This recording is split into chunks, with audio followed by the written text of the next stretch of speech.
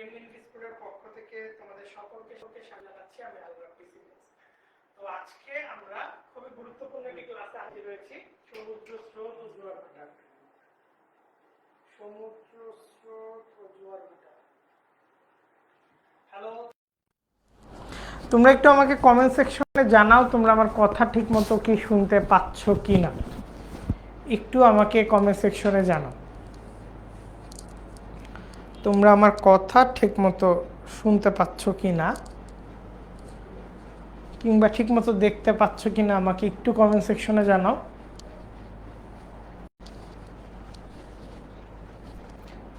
ওকে,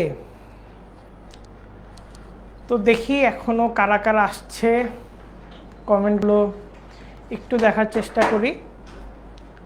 একটু সবাইকে everyone mention দিয়ে দিলে ভালো হয়।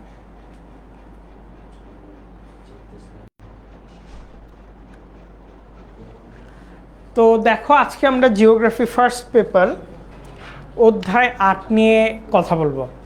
জিওগ্রাফি ফার্স্ট পেপারের অনেকগুলো চ্যাপ্টার নিয়ে কিন্তু ইতিমধ্যে আমরা আলোচনা করেছি। এর মাঝে অন্যতম গুরুত্বপূর্ণ একটা চ্যাপ্টার কোনটা? এর মাঝে অন্যতম গুরুত্বপূর্ণ একটা চ্যাপ্টার হচ্ছে অধ্যায় 8, অর্থাৎ সমুদ্র স্রোত এবং জোয়ার ভাটা। তো এই চ্যাপ্টারে আমরা বেশ কিছু ইম্পর্টেন্ট টপিক পাই। বেশ কিছু ইম্পর্টেন্ট টপিক কেমন? মহাসাগরীয় সমুদ্র স্রোত, ভারতীয় সমুদ্র স্রোত এবং জোয়ার ভাটা। এই ইম্পর্টেন্ট টপিকগুলোর থেকেই নর্মালি প্রশ্ন চলে আসে। তো ইতোমধ্যে আমি দেখছি অনেকেই জয়েন করেছে। আবদুল্লাহ জয়েন করেছে, মুফাসসির জয়েন করেছে, অথই জয়েন করেছে, মালিহা জয়েন করেছে। তো শুরুতে আমরা একটু ইম্পর্টেন্ট টপিকগুলো দেখে নিই। হ্যাঁ, একটু দেখা শুরু করি। আচ্ছা, আর একটা মিনিট দেখি তোমাদের বাকি বন্ধুরা চলে আসুক ইতোমধ্যে, তাহলে মোটামুটি আমরা শুরু করতে পারবো।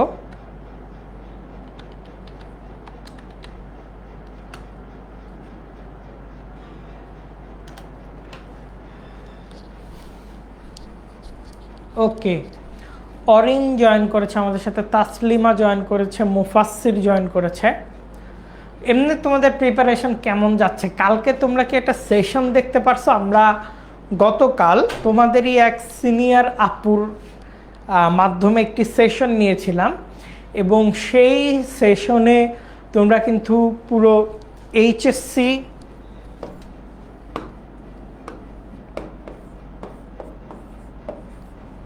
এবং অ্যাডমিশনের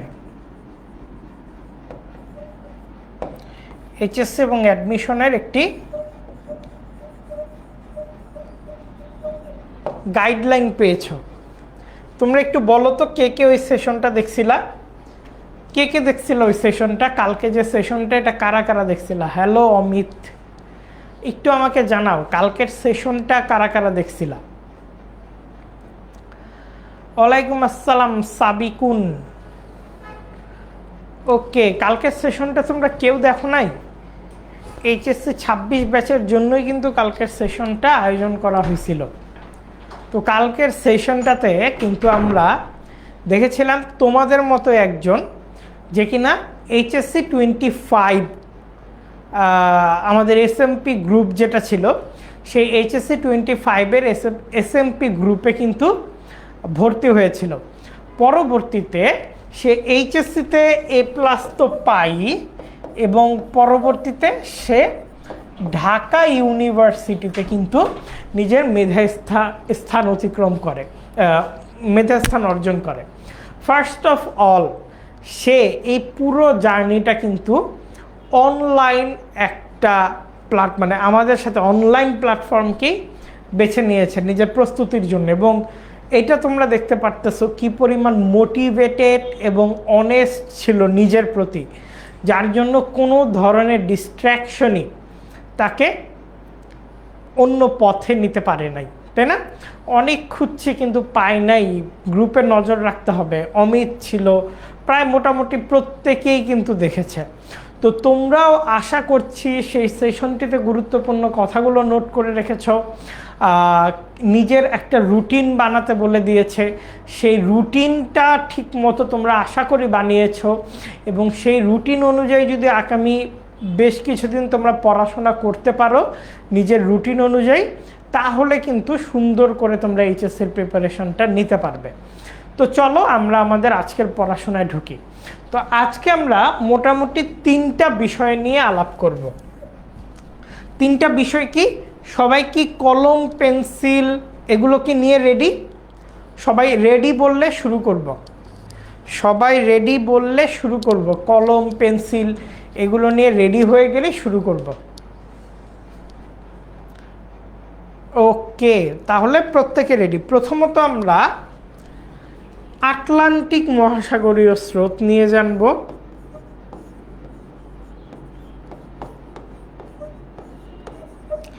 তারপর আমরা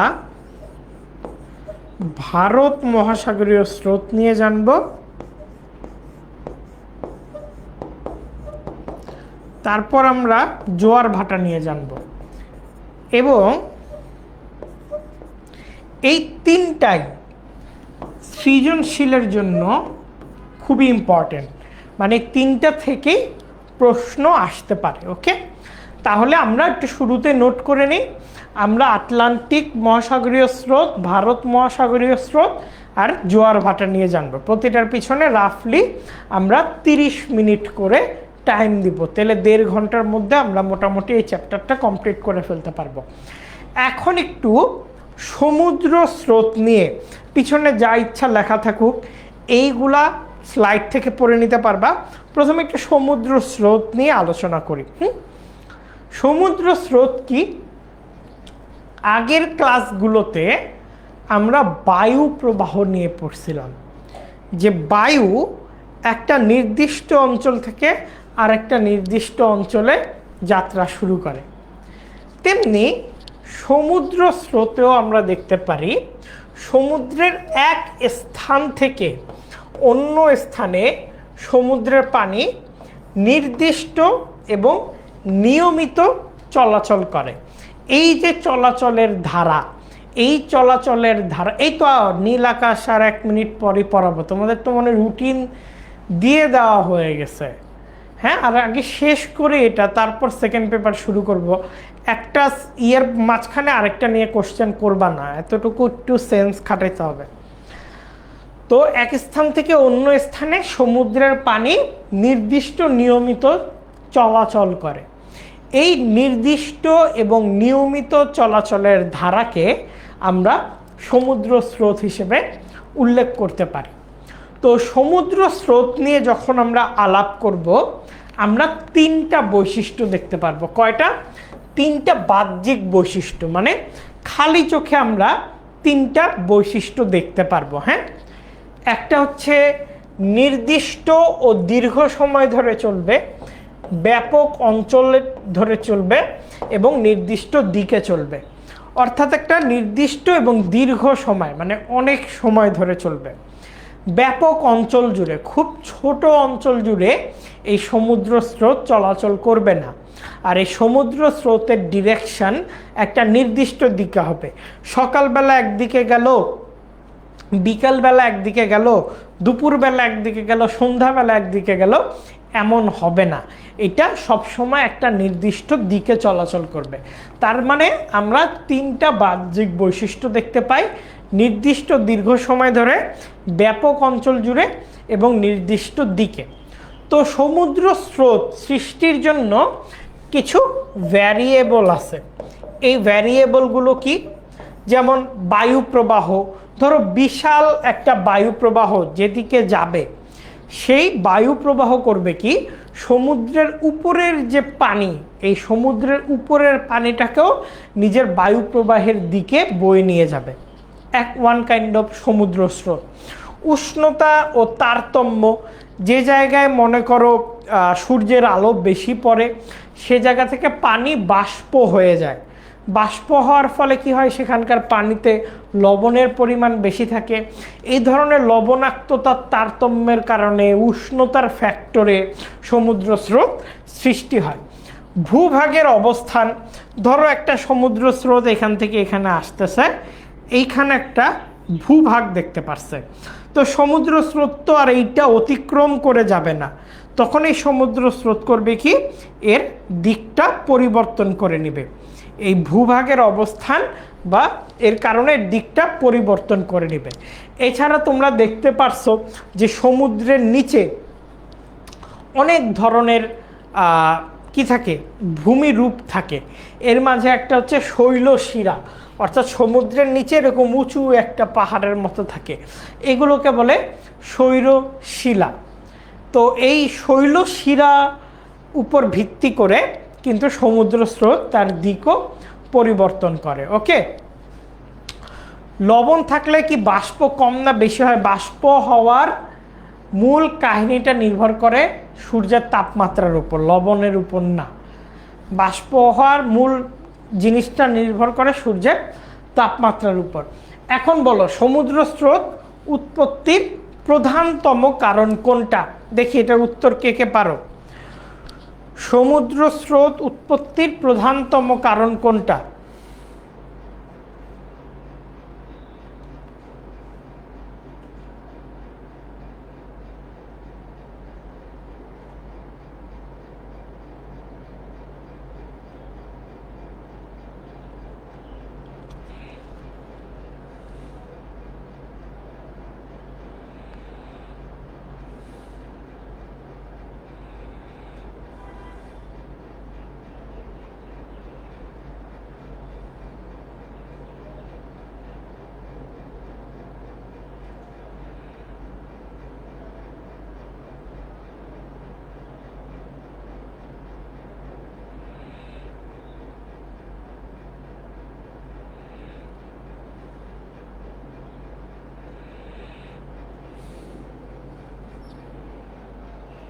ওকে, তাহলে সঠিক উত্তরটা হচ্ছে 1-এর ডি, বায়ুপ্রবাহ।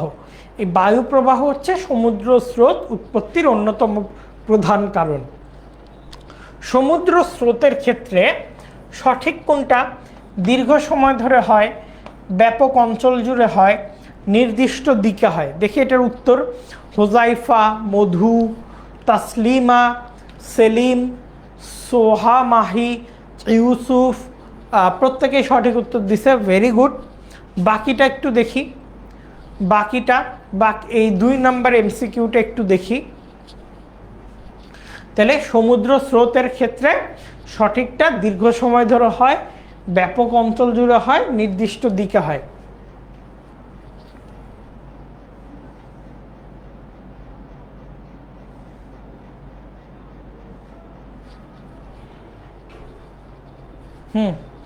বলো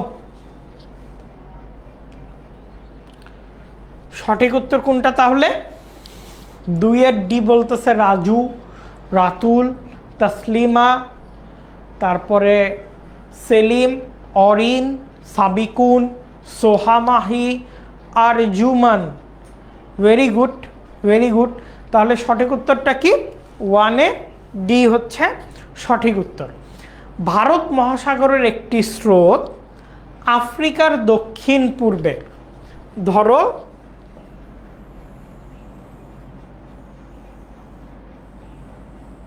এটা আফ্রিকা, তো ভারত মহাসাগরের একটা স্রোত আফ্রিকার দক্ষিণ পূর্ব দিকে মাদাগাস্কারে বাধা পেয়ে 2 ভাগে বিভক্ত হয়ে যায়।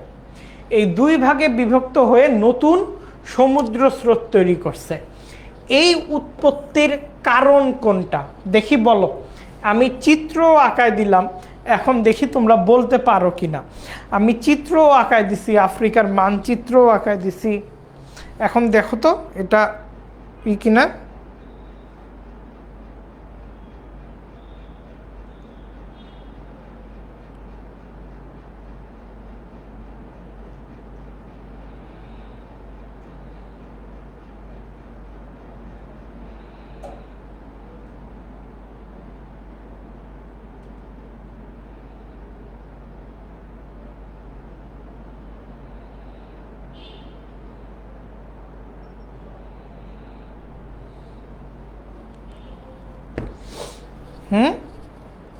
তিনের বি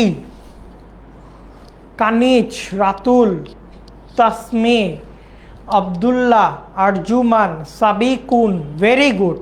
তাহলে তিনের বি ভূভাগ। তাহলে এখানকার মাদাগাস্কারটা কি?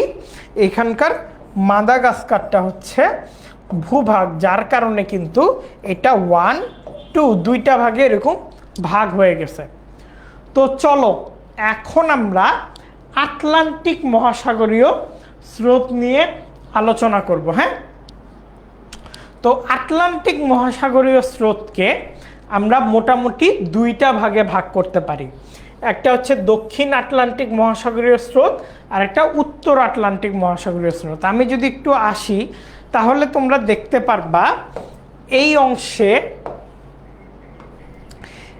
অংশটা হচ্ছে আটলান্টিক মহাসাগর।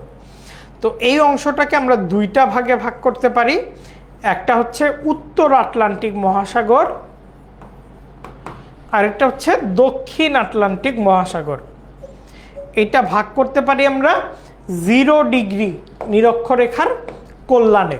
তো এখন আমরা এই উত্তর আটলান্টিক মহাসাগরের স্রোত আর দক্ষিণ আটলান্টিক মহাসাগরের স্রোত নিয়ে পড়াশোনা করব। এইখানে যা কিছু লেখা আছে এগুলা পরে, আগে আমরা এই চিত্রটা বোঝার ট্রাই করব। যা কিছু লেখা আছে পরে, আগে আমরা চিত্রটা বোঝার ট্রাই করব।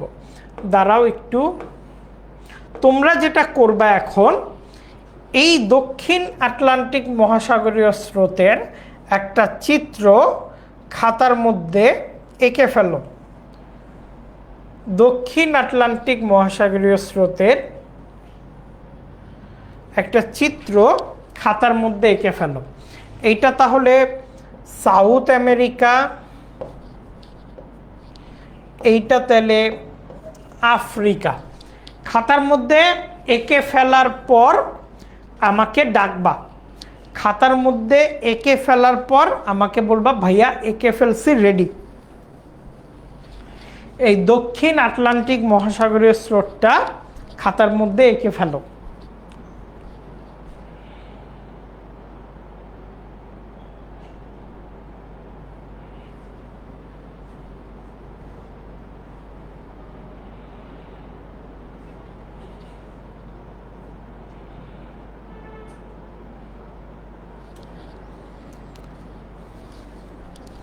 এই দক্ষিণ আটলান্টিক মহাসাগরীয় স্রোতটা খাতার মধ্যে এঁকে ফেলো।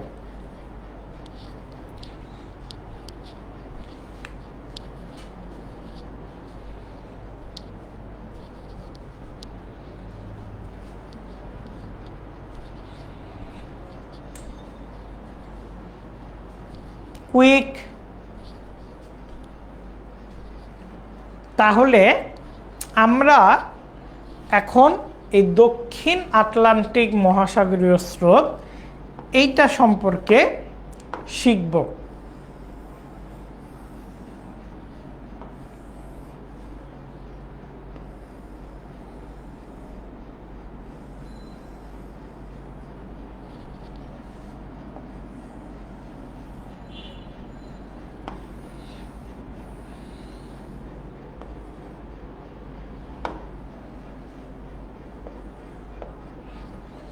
এঁকে ফেলছো? ডান। বাকি আরো সবাইকে ডান, সবাই ডান দাও। আগে সবাই ডান দাও।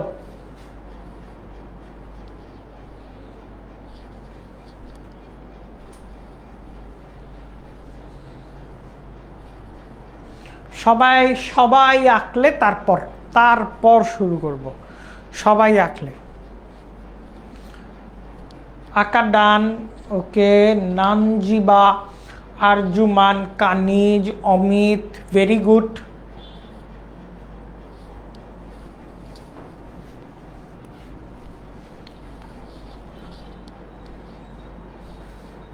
Very good. ওকে, এখন একটা থামস রুল লিখে রাখো। থামস রুলটা কি? উত্তরে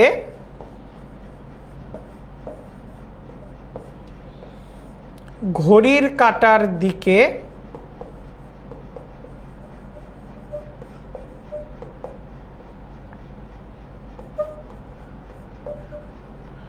দক্ষিণে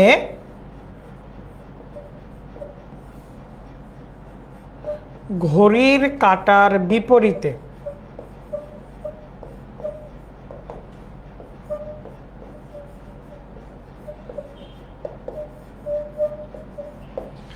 উত্তরে ঘড়ির কাঁটার দিকে, দক্ষিণে ঘড়ির কাঁটার বিপরীতে। এখন চলো আমরা স্রোতগুলো নিয়ে পড়াশোনা করি। ওকে, এখন চলো আমরা স্রোতগুলো নিয়ে পড়াশোনা করি।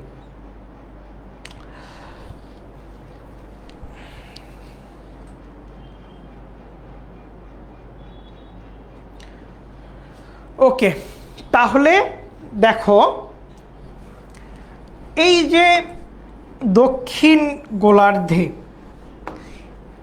এই অংশটার নাম কি? খুবই মনোযোগ দিয়ে শোনো, একবার বুঝাবো, এই একবারেই বুঝবা, একবারই বুঝাবো, এই একবারেই বুঝবা, একবারই। ওকে, ডান। এইটা হচ্ছে দক্ষিণ গোলার্ধে অ্যান্টার্কটিক মহাদেশ। খুবই মনোযোগ দিয়ে শোনো, এইটা কি? দক্ষিণ গোলার্ধের অ্যান্টার্কটিক মহাদেশ। এই মহাদেশের আশেপাশের অংশ আমরা জানি সূর্যের আলো তির্যক হয়ে পড়ায় সবসময় শীতল অবস্থায় থাকে, যার জন্য এই মহাদেশে আমরা একটা শীতল স্রোত দেখতে পারি। এই শীতল স্রোতটার নাম হচ্ছে আটলান্টিক স্রোত। তাহলে আমরা প্রথমে লিখি আটলান্টিক স্রোত। তাহলে এই শীতল স্রোতটার নাম কি?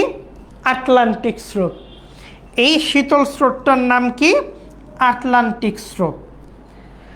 আমরা থামস রুলে পড়ছি দক্ষিণে ঘড়ির কাঁটার বিপরীতে সব স্রোত কাজ করে। অর্থাৎ ঘড়ির কাঁটা যায় এই 12টা, 1টা, 2টা, 3টা, তার মানে ঘড়ির কাঁটা এই অংশে যায়। আর ঘড়ির কাঁটার বিপরীতটা তাহলে কোন অংশে যাবে? ঘড়ির কাঁটার বিপরীতটা যাবে এরকম উল্টা অংশে। তাহলে দক্ষিণে ঘড়ির কাঁটার বিপরীতে একটা স্রোত কাজ করে। তো এই আটলান্টিক স্রোতটা যখন যেতে থাকে, এটি পরবর্তীতে ঘড়ির কাঁটার বিপরীতে টার্ন নিয়ে উত্তর দিকে টার্ন নেয় এবং এই উত্তরের স্রোতটার নাম হচ্ছে বেঙ্গুয়ালা স্রোত। বেঙ্গুয়ালা স্রোত একবারই বুঝাবো, একবারই। আবার দেখো, আটলান্টিক স্রোত পশ্চিম থেকে পূর্ব দিকে যাচ্ছে, পরবর্তীতে এটা আফ্রিকার দক্ষিণ উপকূলে এসে ঘড়ির কাঁটার বিপরীতে টার্ন নিয়ে বেঙ্গুয়ালা স্রোত নামে উত্তর দিকে যাত্রা শুরু করে। এখন এই দুইটাই হইল শীতল স্রোত। এই দুইটাই কেমন স্রোত? দুইটাই শীতল স্রোত। কিন্তু আমরা জানি এই অংশটাতে সূর্যের আলো খাড়াভাবে কিরণ দেওয়ায় এই অংশটা কিছুটা উত্তপ্ত। এই অংশটা কেমন? এই অংশটা উত্তপ্ত, যার জন্য যখনই 0 ডিগ্রির কাছাকাছি আসে এই বেঙ্গুয়ালা স্রোত এই 0 ডিগ্রির কাছাকাছি এসে উষ্ণ স্রোতে পরিণত হয় এবং এই উষ্ণ স্রোতটার নাম হচ্ছে দক্ষিণ নিরক্ষীয় স্রোত।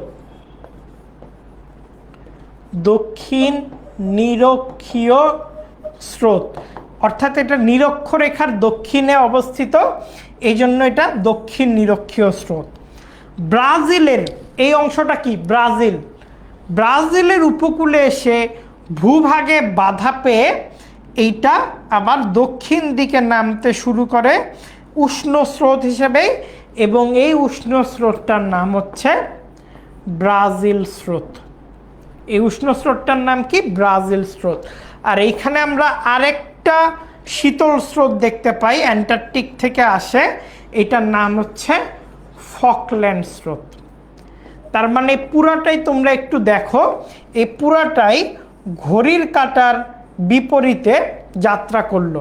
তাহলে এইটা অ্যান্টার্কটিকা স্রোত, এইটা বেঙ্গুয়ালা স্রোত, এটা সাউথ ইকুয়েটোরিয়াল দক্ষিণ নিরক্ষীয় স্রোত, এটা ব্রাজিল স্রোত, এটা ফকল্যান্ড স্রোত। বলো এবার পুরা ব্যাপারটা বুঝতে পারছো কিনা, বলো এবার পুরা ব্যাপারটা বুঝতে পারছো কিনা, আমাকে একটু জানাও এই পুরা ব্যাপারটা বুঝতে পারছো কিনা, এবং পুরা চিত্রটা আরেকবার তুলো।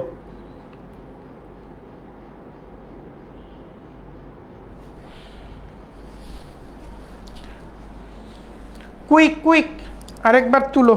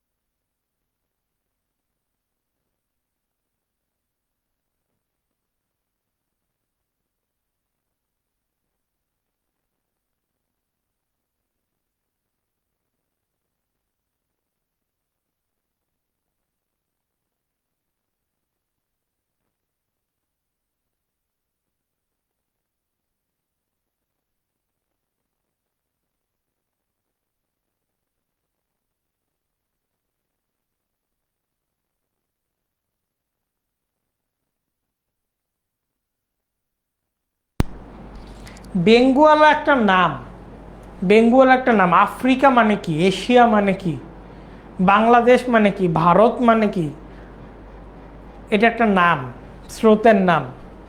হোজাইফা বলছি তো আরেকবার খালি বুঝাবো, একবারই বুঝাবো।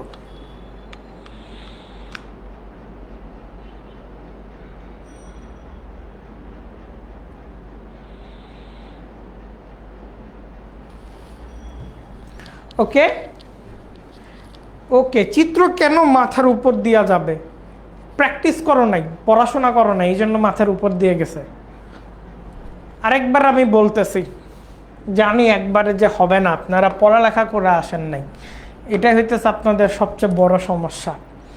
দেখেন, এই অ্যান্টার্কটিক স্রোতের কাছ দিয়ে একটা স্রোত চলে গেছে, এইটাকে বলে, এই যে এইটাকে বলে অ্যান্টার্কটিক স্রোত। এই যে দেখেন অ্যান্টার্কটিকের কাছ দিয়ে চলে গেছে। এই অ্যান্টার্কটিক স্রোতটাই আফ্রিকার দক্ষিণ উপকূলে এসে ঘড়ির কাঁটার বিপরীতে মুভ নিয়ে উত্তর দিকে যাত্রা শুরু করে। এই উত্তর দিকে যাত্রা শুরু করায় এটার নাম হয় বেঙ্গুয়ালা কারেন্ট। তো এইটা যেহেতু অ্যান্টার্কটিক অঞ্চল থেকে উৎপত্তি হওয়ায় এইটা শীতল স্রোত, এইটা শীতল স্রোত। যখনই 0 ডিগ্রির কাছাকাছি আসবে এই শীতল স্রোতটা উষ্ণ স্রোতে পরিণত হয়, এবং যেহেতু নিরক্ষরেখার দক্ষিণ দিক দিয়ে প্রবাহিত হয় জন্য এইটাকে তখন আমরা উল্লেখ করি সাউথ ইকুয়েটোরিয়াল কারেন্ট হিসেবে। এই সাউথ ইকুয়েটোরিয়াল কারেন্টটা পশ্চিম দিকে যাত্রা শুরু করে, এবং এইখানে এই যে এই ব্রাজিলের নিকট ভূভাগে ধাক্কা খেয়ে এটা আবার দক্ষিণ দিকে যাত্রা শুরু করে পরবর্তীতে সাউথ আটলান্টিকের কারেন্টের সাথে মিশে যায় এই ব্রাজিল কারেন্টটা। আর ফকল্যান্ড কারেন্টটা কিছুই না, এই যে সাউথ আটলান্টিক বা আটলান্টিকের ওইখান থেকেই একটা এক্সট্রা স্রোত আমরা ব্রাজিলের উপকূলের দিকে যেতে দেখি, যেটাকে ফকল্যান্ড কারেন্ট বলে, যেটা ব্রাজিল উপকূলে নিঃশেষ হয়ে যায়। বুঝতে পারছো এখন? বুঝতে পারছো কিনা? এই যে রূপা, আপনি আমাকে বলেন তো, আপনি ওয়ার্ল্ড ম্যাপ কয়বার প্র্যাকটিস করছেন? একটু আমাকে বলেন, আপনি ওয়ার্ল্ড ম্যাপ কয়বার প্র্যাকটিস করছেন?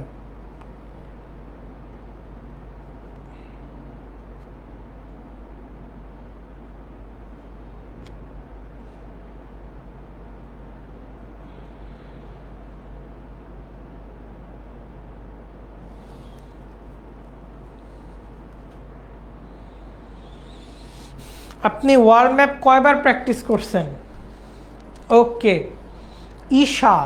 ওকে, তো এইটা এখন আপনারা আই হোপ এই দক্ষিণ আটলান্টিক স্রোত এইটা পুরাটা লিখতে পারবেন। এই দক্ষিণ আটলান্টিক স্রোত যতগুলো আছে আমরা যতগুলা পড়লাম এইটা পুরাটা লিখতে পারবেন। আপনি যদি একবার বুঝে যান, হ্যাঁ, যদি একবার বুঝে যাওয়া যায়, বানায় বানায় যদি একবার সাহস করে একে ফেলা যায় কোনটা কোন স্রোত, তাইলে বানায় বানায় উত্তর থেকে দক্ষিণে গেছে, এখান থেকে দক্ষিণ উপকূলে এসে উত্তর দিকে টার্ন নিছে, তাই না? ম্যাপ টেবিলের সামনে থাকলে হবে না। আমি বলছি ম্যাপ কয়বার খাতায় আঁকছো, ম্যাপ খাতায় নিজে রাখতে হবে। কালকের সেশন দেখো নাই, সাউদা বলতেছিল ও 20-25 বার করে ওয়ার্ল্ড ম্যাপ ট্রাই করছে এবং 20-25 বার করে ট্রাই করার পর 2 মিনিটে ওয়ার্ল্ড ম্যাপ আঁকতে পারছে। সৃজনশীলে অলমোস্ট ফুল মার্কস পায়, এ প্লাস পাইছে। ভূগোলে চিন্তা করতে পারো, তাহলে বুঝো যারা এ প্লাস পায় তাদের প্রিপারেশন আর তোমাদের প্রিপারেশনের পার্থক্যটা কই। এইটাই কুমেরু স্রোত, এইটাই কুমেরু স্রোত, এই অ্যান্টার্কটিকের স্রোতটা। ওকে, দেখো তাহলে পশ্চিমা বা অ্যান্টার্কটিক স্রোত, তারপরে বেঙ্গুয়ালা স্রোত এইটা পড়বা, দক্ষিণ নিরক্ষীয় স্রোত এবং এটা উষ্ণ স্রোত এইটা পড়বা, ব্রাজিল স্রোত এটাও আমরা ইতিমধ্যে পড়ে ফেলছি, আর ফকল্যান্ড স্রোত সম্পর্কে পড়ছি। এখন আমাকে তোমরা একটু, যে রাতুল বলতেছিল যে সাউদা আপু বলছে যে কি 20 থেকে 25 বার ওয়ার্ল্ড ম্যাপ আঁকছে এবং পরবর্তীতে পরীক্ষায় 2 মিনিটে জাস্ট ওয়ার্ল্ড ম্যাপ এঁকে ফেলতে পারছে, মানে 2 মিনিটে একটা ঘ নাম্বার লেখা শেষ হয়ে গেছে। তো এরকম প্র্যাকটিস করতে হবে। টেবিলের সামনে ম্যাপ নিয়ে বসে থাকলে হবে না, ম্যাপ থাকতে হবে মাথায়। ওকে, তো এখন যেটা করতে হবে যে আমি 2 মিনিট টাইম দিতেছি, এই 2 মিনিট টাইমের মধ্যে পুরা রিকল করে দক্ষিণ আটলান্টিক মহাসাগরীয় স্রোতটা এঁকে ফেলতে হবে। ওকে, আমি 2 মিনিট টাইম দিতেছি।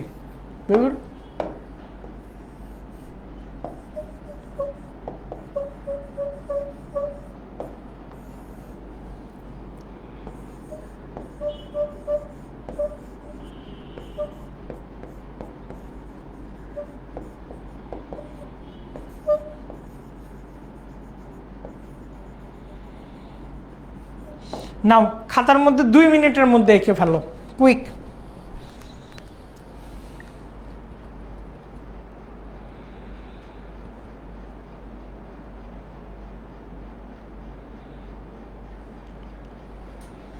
খাতার মধ্যে 2 মিনিটের মধ্যে এঁকে ফেলো।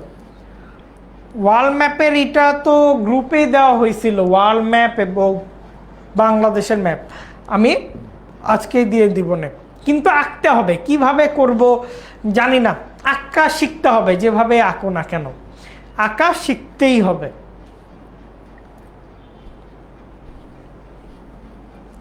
কুইক কুইক হয়ে গেলে বলবা।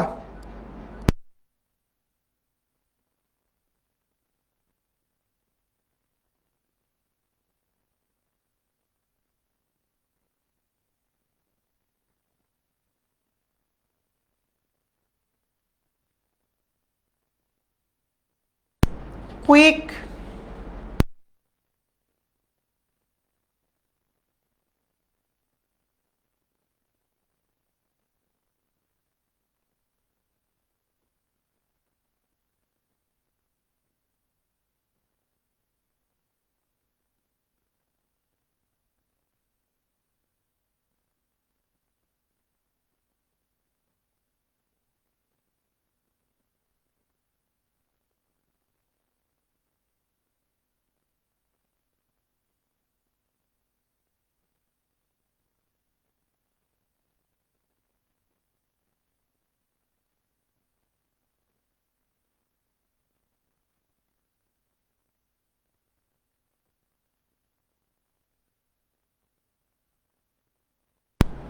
ওকে, তাহলে 2 মিনিটের মধ্যে এঁকে ফেলতে বলছিলাম। অমিত দেখো আঁকছে, কিন্তু এই যে বাব এতটুকু রূপা, ওই যে সরি, এই যে এতটুকু আঁকবা খালি, এতটুকু আঁকবা। হ্যাঁ, কালকে থেকে তো রোজা, হ্যাঁ কালকে থেকে যখন এই টাইমে ক্লাসগুলো হবে একটু রেস্ট নিয়ে নিয়ে বলতে হবে, হ্যাঁ একটু ঝামেলা হবে। হ্যাঁ, ঘড়ির কাঁটার উল্টো দিকে, ইয়াস ওইটাই ঠিকই আঁকছো। ওকে, এবার চলো আমরা উত্তর আটলান্টিক মহাসাগরীয় স্রোত এইটা নিয়ে কথা বলি। কোনটা নিয়ে কথা বলবো? উত্তর আটলান্টিক মহাসাগরীয় স্রোত, এইটা নিয়ে কথা বলবো। প্রত্যেকে রেডি উত্তর আটলান্টিক মহাসাগরীয় স্রোত নিয়ে কথা বলতে? প্রত্যেকে রেডি?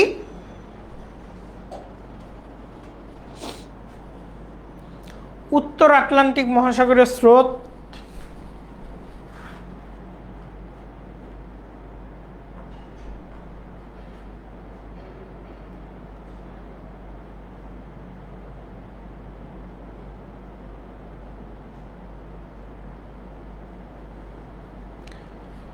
Okay ready?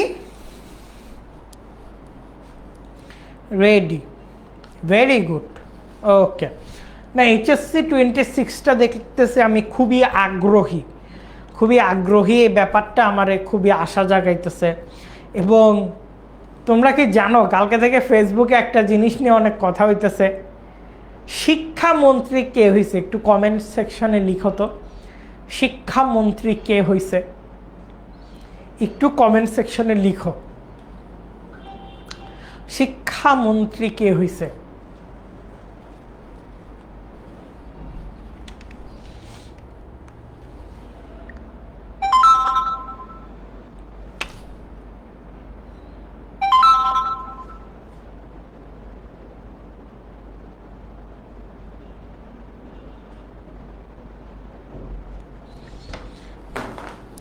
শিক্ষামন্ত্রী কে হয়েছে?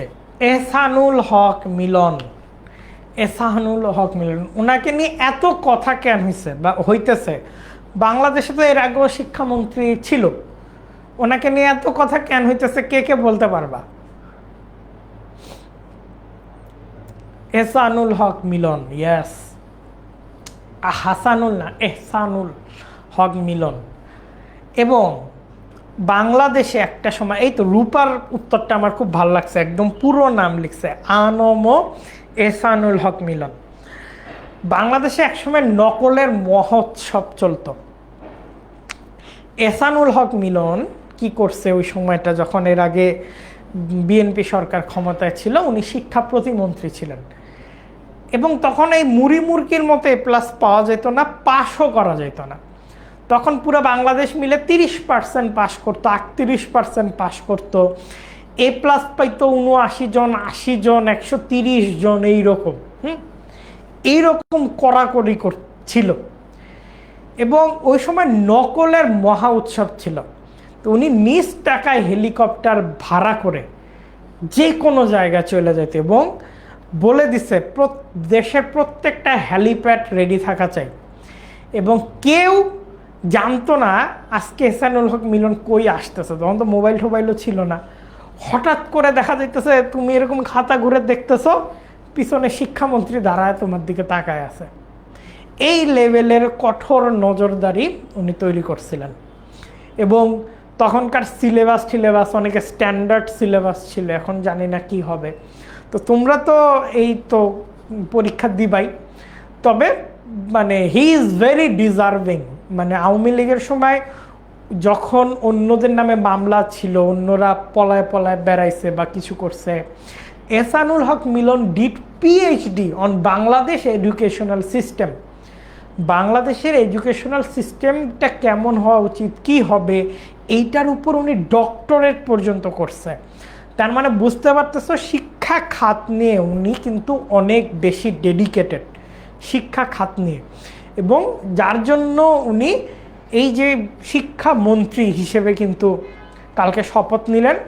একই সাথে আরেকটা প্রশ্ন, যেহেতু সামনে অ্যাডমিশন টেস্ট দিবা, বলো শিক্ষা প্রতিমন্ত্রীকে, শিক্ষা প্রতিমন্ত্রীর নাম কি, এইটা আমাকে বলো। শিক্ষা প্রতিমন্ত্রীর নাম কি বলো, শিক্ষা প্রতিমন্ত্রীর নাম কি? দেখি সামনে তো অ্যাডমিশন দিবা, এই যে কয়েক মাস পরেই ঢাকা বিশ্ববিদ্যালয়ের, জাহাঙ্গীরনগর, রাজশাহী, চট্টগ্রাম, সিলেট, খন্দকার আল ফাহাদ, ভেরি গুড। এই জিনিসগুলো কিন্তু জানতে হবে। তোমরা যারা বি ইউনিটে পরীক্ষা দিবা তাদের জন্য এসব জিনিস এখন থেকেই জানা মাস্ট, এখন থেকেই জানা মাস্ট। খন্দকার আল ফাহাদ, ভেরি গুড। ববি হাজ্জাজ, এবং এই প্রথম কোনো শিক্ষক সরাসরি শিক্ষামন্ত্রী হিসেবে, প্রতিমন্ত্রী হিসেবে শপথ নিলেন, এবং তিনি নর্থ সাউথ বিশ্ববিদ্যালয়ে, নর্থ সাউথ ইউনিভার্সিটির তে শিক্ষকতা করতেন, এবং ওনার অনেক লেকচারের ভিডিও তোমরা ইউটিউবে দেখতে পারবা। তো ববি হাজ্জাজ সাহেব, ববি হাজ্জাজ স্যার, উনি শিক্ষা প্রতিমন্ত্রী হিসেবে কিন্তু গতকালই দায়িত্ব নিচ্ছেন, এবং আমি মনে করি খুবই ডিজার্ভিং দুইটা মানুষ শিক্ষাখাতে আসছে, এহসানুল হক মিলন এবং ববি হাজ্জাজ, এবং আশা করতেছে বাংলাদেশের শিক্ষাখাত নিয়ে তাদের কাছ থেকে আধুনিক কিছুই পাবো।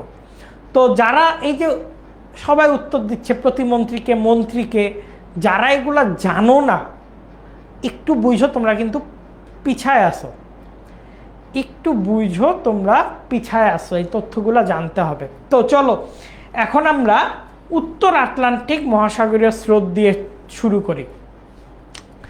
এই উত্তর আটলান্টিক মহাসাগরীয় স্রোত, তার মানে নিরক্ষরেখার উত্তর দিকে, অর্থাৎ এই যে এদিক দিয়ে নিরক্ষরেখা গেছে, এদিক দিয়ে নিরক্ষরেখা গেছে, এই নিরক্ষরেখার উত্তর দিকে যে মহাসাগরীয় স্রোত, এইটাকে উত্তর আটলান্টিক মহাসাগরীয় স্রোত নামে চিন্তা করা হয়। এবং এই মহাসাগরীয় স্রোত থেকে, এই উত্তর আটলান্টিক মহাসাগরীয় স্রোত থেকে যদি একটা প্রশ্ন আসে,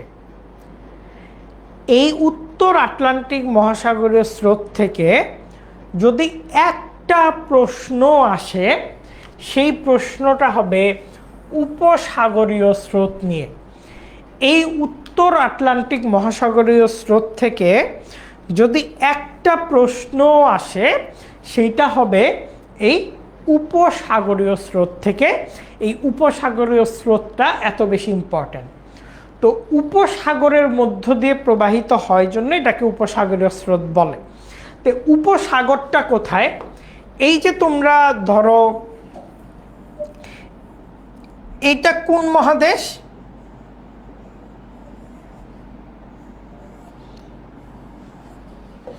এটা হইতেছে নর্থ আমেরিকা বা উত্তর আমেরিকা, এটা সাউথ আমেরিকা।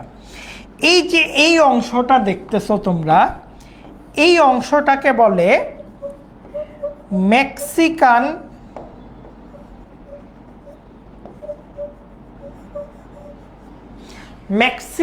গালফ। এই অংশটাকে কি বলে? Mexican Gulf. বাংলায় এইটাকে বলে উপসাগর, যদিও বাংলায় বে মানে উপসাগর, গালফ মানে উপসাগর, ইংরেজিতে আলাদা করা হয়েছে। তো এই মেক্সিকান গালফ থেকে একটা স্রোতের উৎপত্তি হয়। এই মেক্সিকান গালফ বা মেক্সিকান উপসাগর থেকে একটা স্রোতের উৎপত্তি হয়। এই স্রোতটার নাম হচ্ছে উপসাগরীয় স্রোত। 1513 সালে পঞ্চে ডি লিওন তিনি এই উপসাগরীয় স্রোতের নামকরণ করে থাকে। তার মানে উপসাগরীয় স্রোতের নামটা তোমরা বুঝতে পারছো। এই মেক্সিকান উপসাগর থেকে এই উপসাগরীয় স্রোতটা যাত্রা শুরু করে বলে একে উপসাগরীয় স্রোত বলা হয়। এবং এই উপসাগরীয় স্রোত কিন্তু প্রায় 85 ডিগ্রি ফারেনহাইট। এখন আমরা একটু আবার একটা চিত্র আঁকি। না, এই রং দিয়ে চলবে না।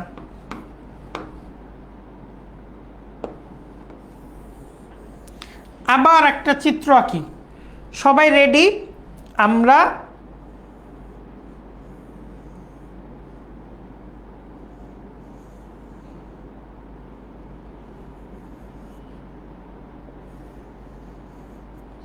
এরকম করে একটা চিত্র আঁকি।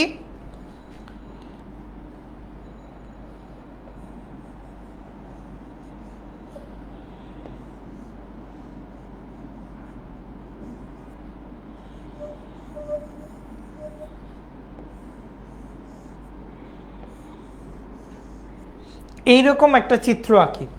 একটু নামগুলো লিখে দিই।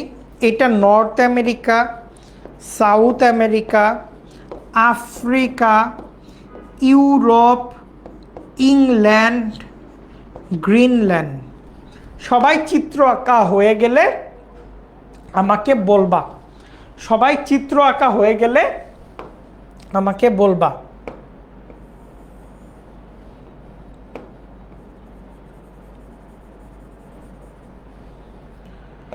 সবাই চিত্র আঁকা হয়ে গেলে আমাকে বলবা। কিসের মানচিত্র এটা? উত্তর আটলান্টিক মহাসাগরের মানচিত্র। রূপা একটু ভালো করে ম্যাপগুলা খেয়াল করে আপু, ম্যাপ না চিনলে কিন্তু পরীক্ষায় ভালো করা মুশকিল হয়ে যাবে।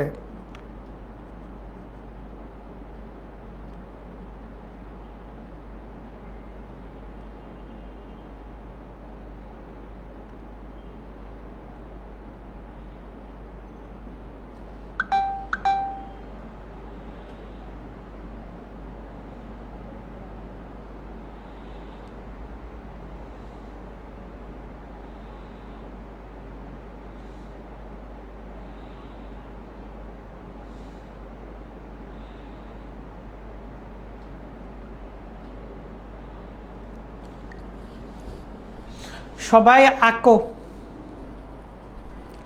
সবাই এঁকে আমাকে জানাও।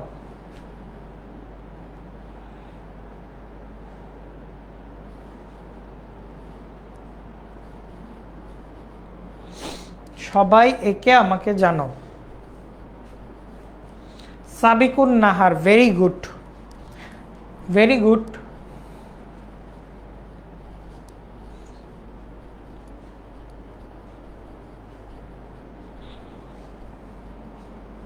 হয়েছে, ডান, ভেরি গুড।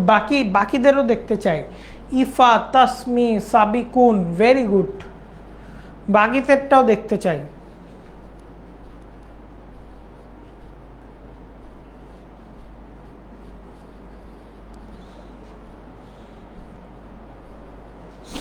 বাকিদেরটাও, আরজুমান, মধু, রাতুল, নীরা। এবং এগুলো প্রশ্ন আসলে কিন্তু চিত্র আঁকাইতেই হবে, চিত্র আঁকায় আঁকায় অ্যান্সার করতে হবে।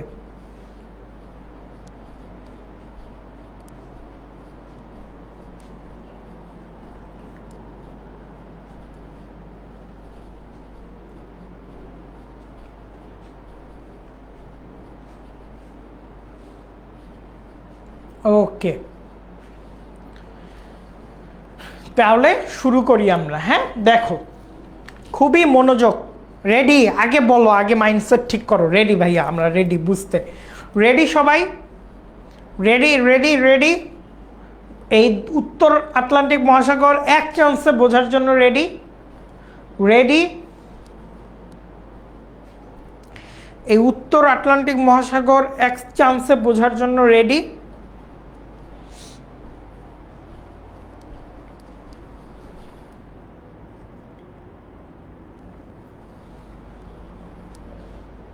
ওকে ওকে ওকে, শুরু করি। হ্যাঁ, খুবই মনোযোগ দিয়ে শোনো, খুবই মনোযোগ দিয়ে শোনো।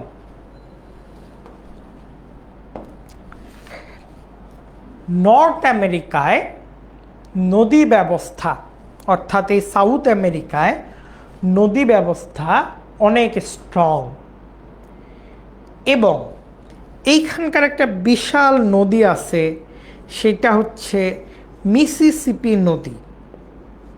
কি নাম নদীর? মিসিসিপি নদী। এবং এই নদীর সব পানি এসে এই মেক্সিকান উপসাগরে, এটার নাম হচ্ছে হাডসন উপসাগর, আর এটার নাম কি? মেক্সিকান উপসাগর। এই মেক্সিকান উপসাগরে এসে পড়ে। তার মানে এই যে নদীর প্রবাহ, এই প্রবাহটা এখানকার যে উষ্ণ স্রোত আছে সেইটাকে একটা ধাক্কা দেয়। এই উষ্ণ স্রোতটাকে কি করে? ধাক্কা দেয়। ধরো এইখানে অনেকগুলা পানি আছে, উষ্ণ স্রোত, পিছন থেকে বিশাল পরিমাণ পানির একটা স্রোত আসলো, তাহলে এই উষ্ণ স্রোতটা একটু সামনের দিকে আগায় যাবে না? এটাই করে। এই মিসিসিপি নদীর বিশাল স্রোত এসে এইখানে থাকা উষ্ণ স্রোতকে একটা ধাক্কা দেয়। এইটা গেল 1 নাম্বার।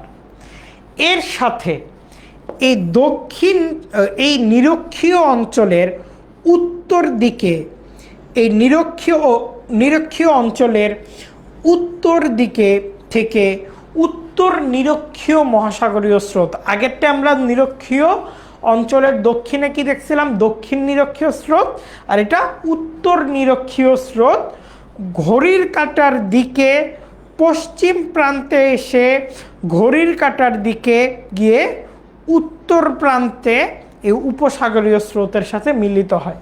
তাইলে এইটা একটা স্রোত, এইটা একটা স্রোত। তাইলে এইটা উত্তর আটলান্টিক মহাসাগরীয় স্রোত, এটা দক্ষিণ আটলান্টিক মহাসাগরীয় স্রোত, এবং এই দুইটা স্রোত মিলে একদম ইউরোপের পশ্চিম প্রান্ত পর্যন্ত একটা স্রোত বয়ে নিয়ে যায়, যেই স্রোতটার নাম হচ্ছে উপসাগরীয় স্রোত। এই স্রোতটার নাম কি? উপসাগরীয় স্রোত। প্রায় 85 ডিগ্রি ফারেনহাইট পর্যন্ত এই স্রোতের পানির উষ্ণতা হয়ে থাকে। তাইলে সবচেয়ে ইম্পর্টেন্ট স্রোতটা আমরা শিখলাম, এই ইম্পর্টেন্ট স্রোতটার নাম হচ্ছে উপসাগরীয় স্রোত বা গালফ অফ স্ট্রিম। তাহলে এত বিশাল স্রোত কিভাবে তৈরি হইল, এইটা নিয়ে কি তোমরা ক্লিয়ার? আমাকে একটু বলো, এত বিশাল স্রোত কিভাবে তৈরি হইল এইটা নিয়ে তোমরা ক্লিয়ার কিনা আমাকে একটু জানাও।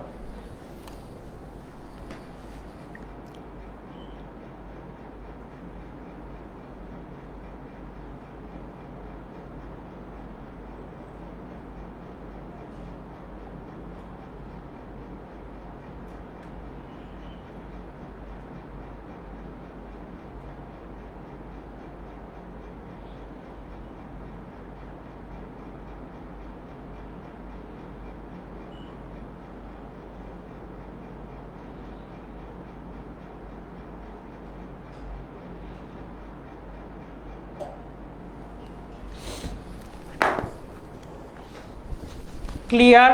ওকে। তাইলে আমরা দুইটা ফ্যাক্টর দেখলাম, একটা মিসিসিপি নদীর বিশাল পানি যখন মেক্সিকান উপসাগরে পড়ে, এবং এই উত্তর আটলান্টিক এই মেক্সিকান উপসাগরে পড়লো এই মিসিসিপি নদীর পানি, সেই পানির ধাক্কা দিল, এইখানকার একটা উষ্ণ স্রোত তৈরি করলো, এইখানে এসে আবার এই উষ্ণ স্রোতের সাথে তাল মিলাইলো উত্তর নিরক্ষীয় স্রোত। উষ্ণ স্রোতের সাথে কে তাল মিলাইলো? উত্তর নিরক্ষীয় স্রোত।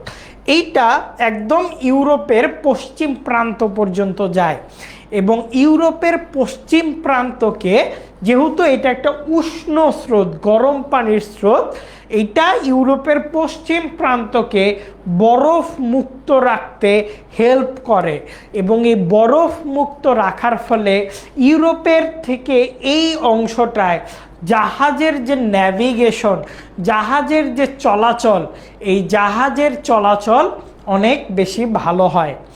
আর এইখান থেকে আমরা দেখি এই উষ্ণ এখন তো উষ্ণ উপসাগরীয় স্রোতটা গেল, এই উষ্ণ উপসাগরীয় স্রোত আবার কি করে, এই ইউরোপের দিকে গিয়ে এর একটা অংশ আবার দক্ষিণ দিকে বাঁক নেয়।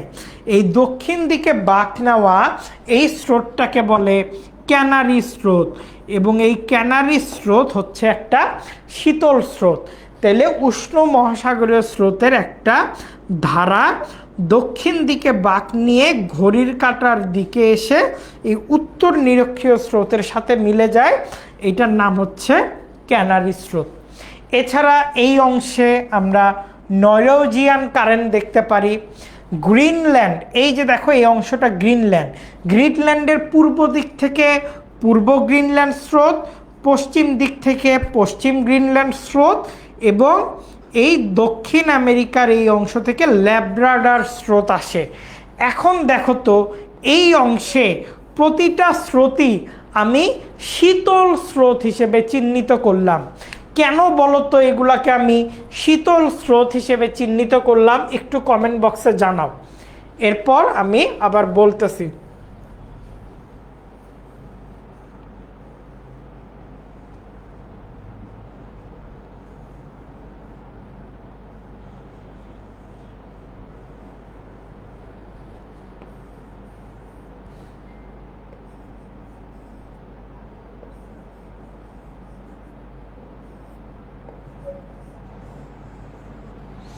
বরফ। কেন এগুলাকে আমি শীতল স্রোত হিসেবে চিহ্নিত করছি? এই উত্তরের সবগুলাকে আমি কেন শীতল স্রোত হিসেবে চিহ্নিত করছি একটু বলো। আমি আরেকবার রিপিট করব, সমস্যা নাই।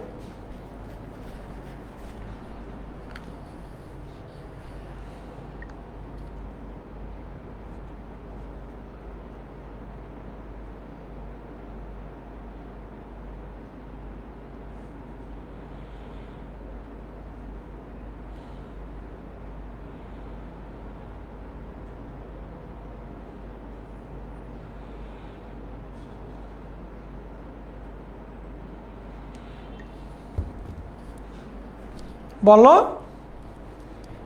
কেউ বলতে পারতেছ না? এটা সূর্য তির্যকভাবে কিরণ দেয়, এটা উত্তর মেরু, তাই না? এটা উত্তর মেরু, সূর্য তির্যকভাবে কিরণ দেয় উত্তর মেরুতে, তাই না?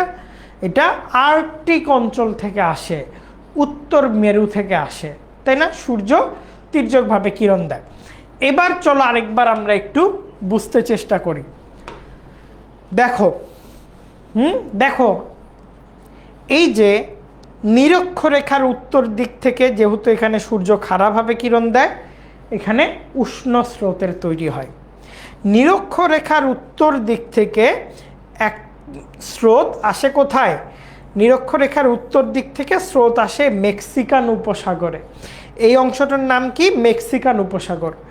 এবং এই মিসিসিপি নদীর সব পানি এসে মেক্সিকান উপসাগরে জমা হয়, মানে মিসিসিপি তার সব পানি মেক্সিকান উপসাগরে ঢেলে দেয়, যার জন্য এখানকার উষ্ণ স্রোত একটা বেগ পায়। এখানকার উষ্ণ স্রোত একটা বেগ পেয়ে উপসাগরীয় স্রোত নামে ইউরোপের দিকে যাত্রা শুরু করে। এই ইউরোপের দিকে যাত্রা শুরু করতে করতে এটা নরওয়েজিয়ান কারেন্টে পরিণত হয়। এই উপসাগরীয় স্রোতের একটা ধারা আবার দক্ষিণ দিকে বেঁকে শীতল স্রোতে পরিণত হয়, যার নাম ক্যানারি স্রোত। এছাড়া ইস্ট গ্রিনল্যান্ড মানে পূর্ব গ্রিনল্যান্ড স্রোত, পশ্চিম গ্রিনল্যান্ড স্রোত এবং ল্যাব্রাডর স্রোত, এই সবগুলা স্রোত উত্তর মেরু বা আর্কটিক অঞ্চল থেকে আসে বিধায় এই উত্তরের সবগুলা স্রোতকে আমরা শীতল স্রোত হিসেবে চিহ্নিত করতে দেখি। যেমন উত্তর আটলান্টিক প্রবাহ, এটা নিয়ে তো পড়লামই। ক্যানারি স্রোত, এই উত্তর আটলান্টিক মহাসাগরের স্রোতের দ্বিতীয় শাখা, তাহলে এই অংশটার নাম কি? ক্যানারি স্রোত। এছাড়া উত্তর নিরক্ষীয় স্রোত হিসেবে আমরা পড়ছি। তারপরে এখানে আরেকটা ছোট্ট একটা শাখা আমরা দেখতে পারি, যদিও খুব একটা ইম্পর্ট্যান্ট না, সেটা হচ্ছে গিনি বিসাও, অর্থাৎ গিনি নামে একটা দেশ আছে আফ্রিকায়, সেটার কিনার বরাবর মানে ল্যান্ডের একদম ধারের কাছে একটা স্রোত তৈরি হয়, সেটাকে গিনি স্রোত হিসেবে উল্লেখ করা হয়। এছাড়া উত্তর আটলান্টিক মহাসাগর স্রোত থেকে আরেকটা স্রোত আসে, এই স্রোতটার নাম হচ্ছে ইরমিঞ্জার স্রোত। তার মানে উত্তর দিকে হিমশৈল থাকার জন্য, সূর্য তির্যকভাবে পড়ার জন্য তোমরা সবগুলা কি বলে যে সবগুলা শীতল স্রোতকে উত্তর দিকে চিহ্নিত করবা। আমি যদি একটু আসি, ধরো আমি যদি একটু আসি, উষ্ণ স্রোতগুলা এখানে কি কি আছে? উপসাগরীয়, তারপরে উত্তর নিরক্ষীয়, এগুলো মনে করো উষ্ণ স্রোত। আর শীতল স্রোত কি কি আছে? ইরমিঞ্জার,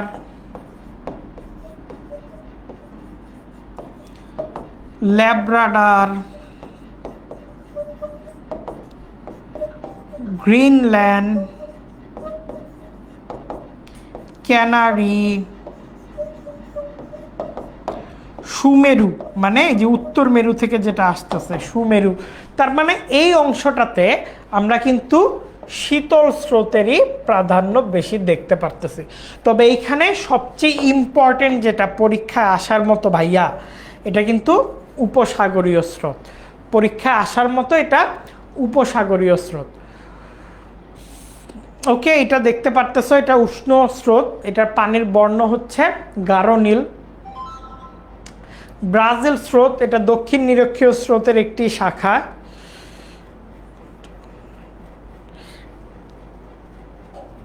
আটলান্টিক, এটা বলো 6 নাম্বারটা বলো, নিচের কোনটা আটলান্টিক মহাসাগরীয় স্রোত?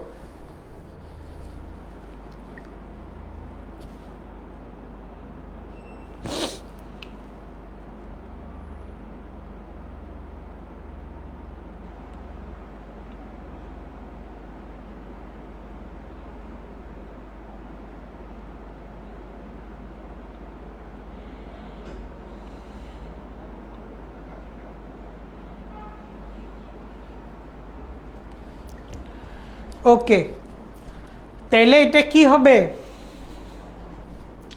6-এর ডি না, বেঙ্গুয়ালা স্রোত 6-এর ডি হবে। আর আটলান্টিক মহাসাগরের আকৃতি দেখতে অনেকটা ইংরেজি এস এর মতো। এটা বলতো নিচের কোনটা একটা শীতল স্রোত? নিচের কোনটা একটা শীতল স্রোত? 8 নাম্বারটা। তো নিচে আমরা কি দেখতে পারি যে পশ্চিমা স্রোত, এটা একটা শীতল স্রোত। তো উত্তর আটলান্টিক মহাসাগরের স্রোতগুলার প্রভাবগুলা নিয়ে বলা আছে, আমরা এই প্রভাবগুলাতে না যাই, আমরা বরং একদম সরাসরি চলে যাব হচ্ছে সৃজনশীলে। এই সৃজনশীলটা তোমরা হোমওয়ার্ক থাকবে, এই সৃজনশীলটা তোমরা হোমওয়ার্ক থাকবে, করে ফেলবা। চাইলে কেউ এসএস নিতে পারো, স্ক্রিনশট নিয়ে রাখতে পারো, এই সৃজনশীলটা বাসায় প্র্যাকটিস করবা। সাউদা যেমন আমাদের সৃজনশীলগুলো প্র্যাকটিস করতো। আবার সিকিউ2 এই সৃজনশীলটাও লিখে রাখতে পারো, এই সৃজনশীলটাও তোমরা বাসায় প্র্যাকটিস করবা। ওকে, এখন আমরা ভারত মহাসাগরীয় স্রোত নিয়ে আলোচনা করব। তার আগে আমরা একটা ছোট্ট ব্রেক নিয়ে নেই, 10 মিনিটের একটা ব্রেক নিয়ে নেই। আমিও কথা বলতে বলতে হাঁপায় গেছি, একটু 10 মিনিটের একটা ব্রেক নিয়ে নিই।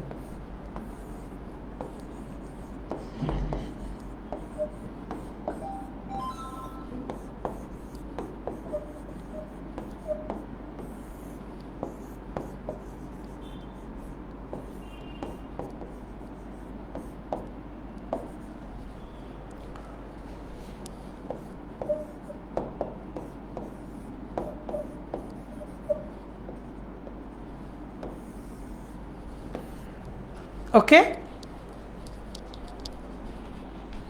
আর তোমরা পুরো এর মধ্যে 10 মিনিটের মধ্যে একটা চাইলে ক্লাস ওয়ার্ক দিতে পারি। আটলান্টিক ওশেন কারেন্ট, এটা ড্র করে ফেলো উত্তর দক্ষিণ দুইটাই। ওকে,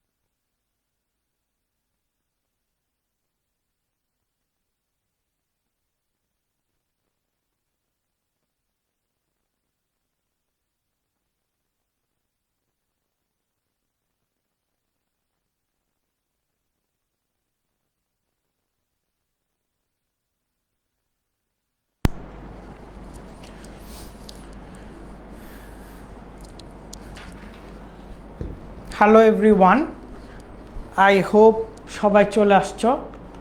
12:10 বাজে। তো কে কে এঁকে ফেলছো আমাকে বলো, কে কে পুরো আটলান্টিক মহাসাগরের স্রোতটা এঁকে ফেলছো? শোনা যাচ্ছে আমাকে ঠিক মতো?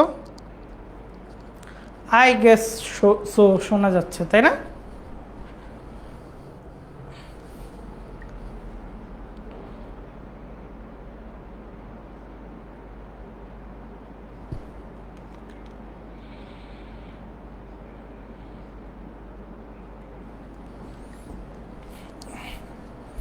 ওকে, চলে আসছে সবাই। তো এখন আমরা ভারত মহাসাগরীয় স্রোত নিয়ে আলোচনা করব।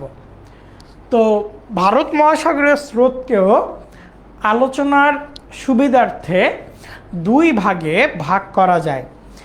একটা হচ্ছে দক্ষিণ ভারতীয় মহাসাগরীয় স্রোত, আর এটা হচ্ছে উত্তর ভারতীয় মহাসাগরীয় স্রোত।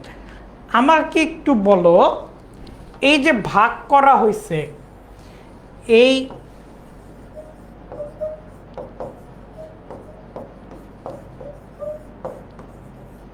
ভাগের ভিত্তি কি? আমাকে একটু বলো, এই যে ভাগ করা হয়েছে এই ভাগের ভিত্তি কি বলো।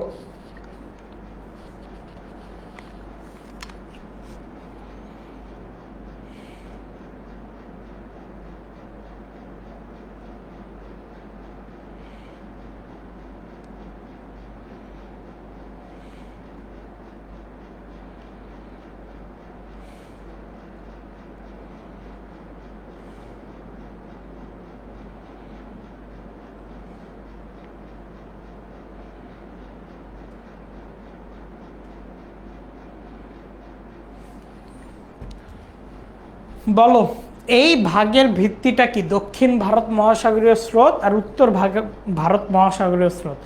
এতক্ষণ তো তোমরা দেখলা, এই ভাগের ভিত্তিটা কি একটু আমাকে বলো, বুঝাও। হ্যাঁ হ্যাঁ বলো, আর জুমান বলো।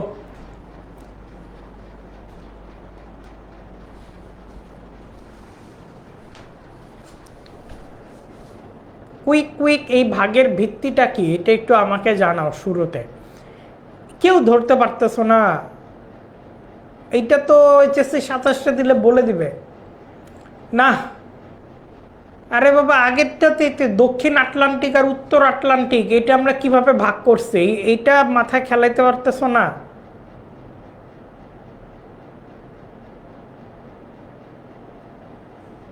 শুধু জিওগ্রাফি কোর্স বোধ হয় আপন না কিনা যাব, মানে এইচএসসি কত 26 না শেষ মুহূর্তে প্রস্তুতি?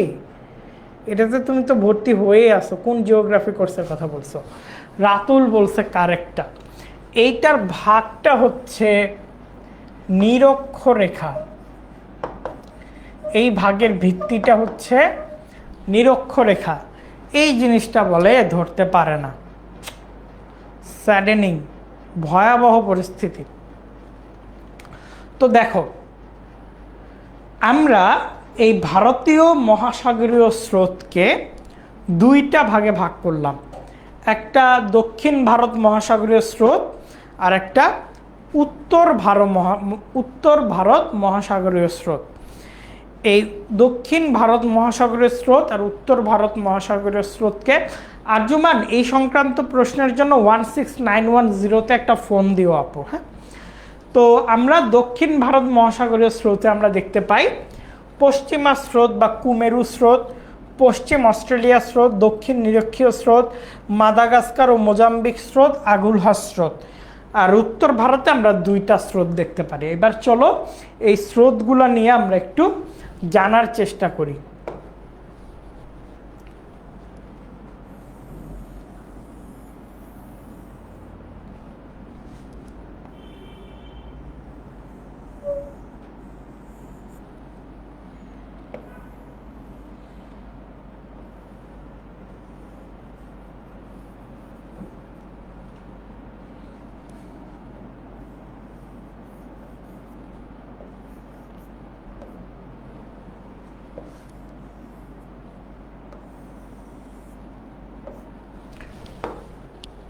এইটা আফ্রিকা, এইটা আরব, এটা ইন্ডিয়া, ইন্ডিয়া না লিখে সাউথ এশিয়া লিখলে আরো ভালো হয়, সাউথ এশিয়া, এটা অস্ট্রেলিয়া, এটা অ্যান্টার্কটিকা, এটা মাদাগাস্কার। সবাই এখন এটা একটু এঁকে ফেলো। এই যে 0 ডিগ্রি, সরি ভুল জায়গায় আঁকছি,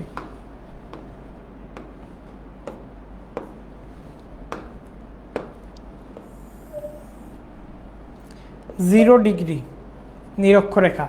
সবাই এটা একটু এঁকে ফেলো, তারপর আমরা আমাদের পড়াশোনা শুরু করব। সবাই আগে এটা একটু এঁকে ফেলো। এই যে এখানেও আমি মার্ক করে দেই যাতে তোমরা সুন্দর করে বুঝে আঁকতে পারো।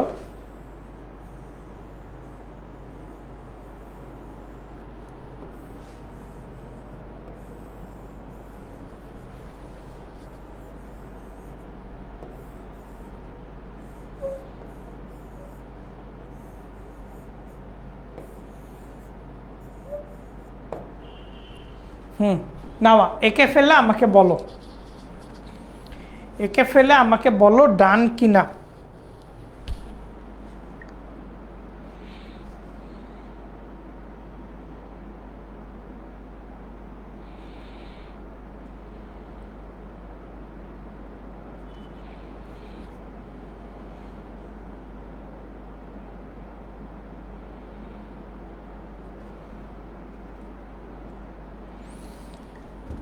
এঁকে ফেলে আমাকে বলো ডান কিনা।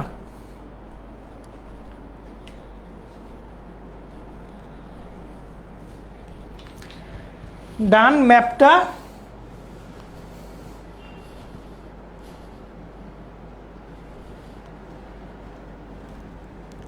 ওকে ওকে, তাহলে শুরু করা যাক নাকি? দাঁড়াও আরো বাকিরা কিছু বলুক।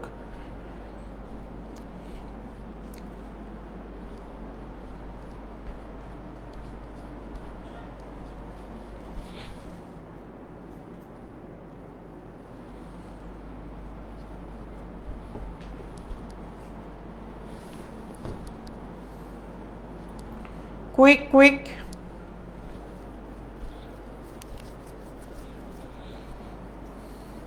ডান।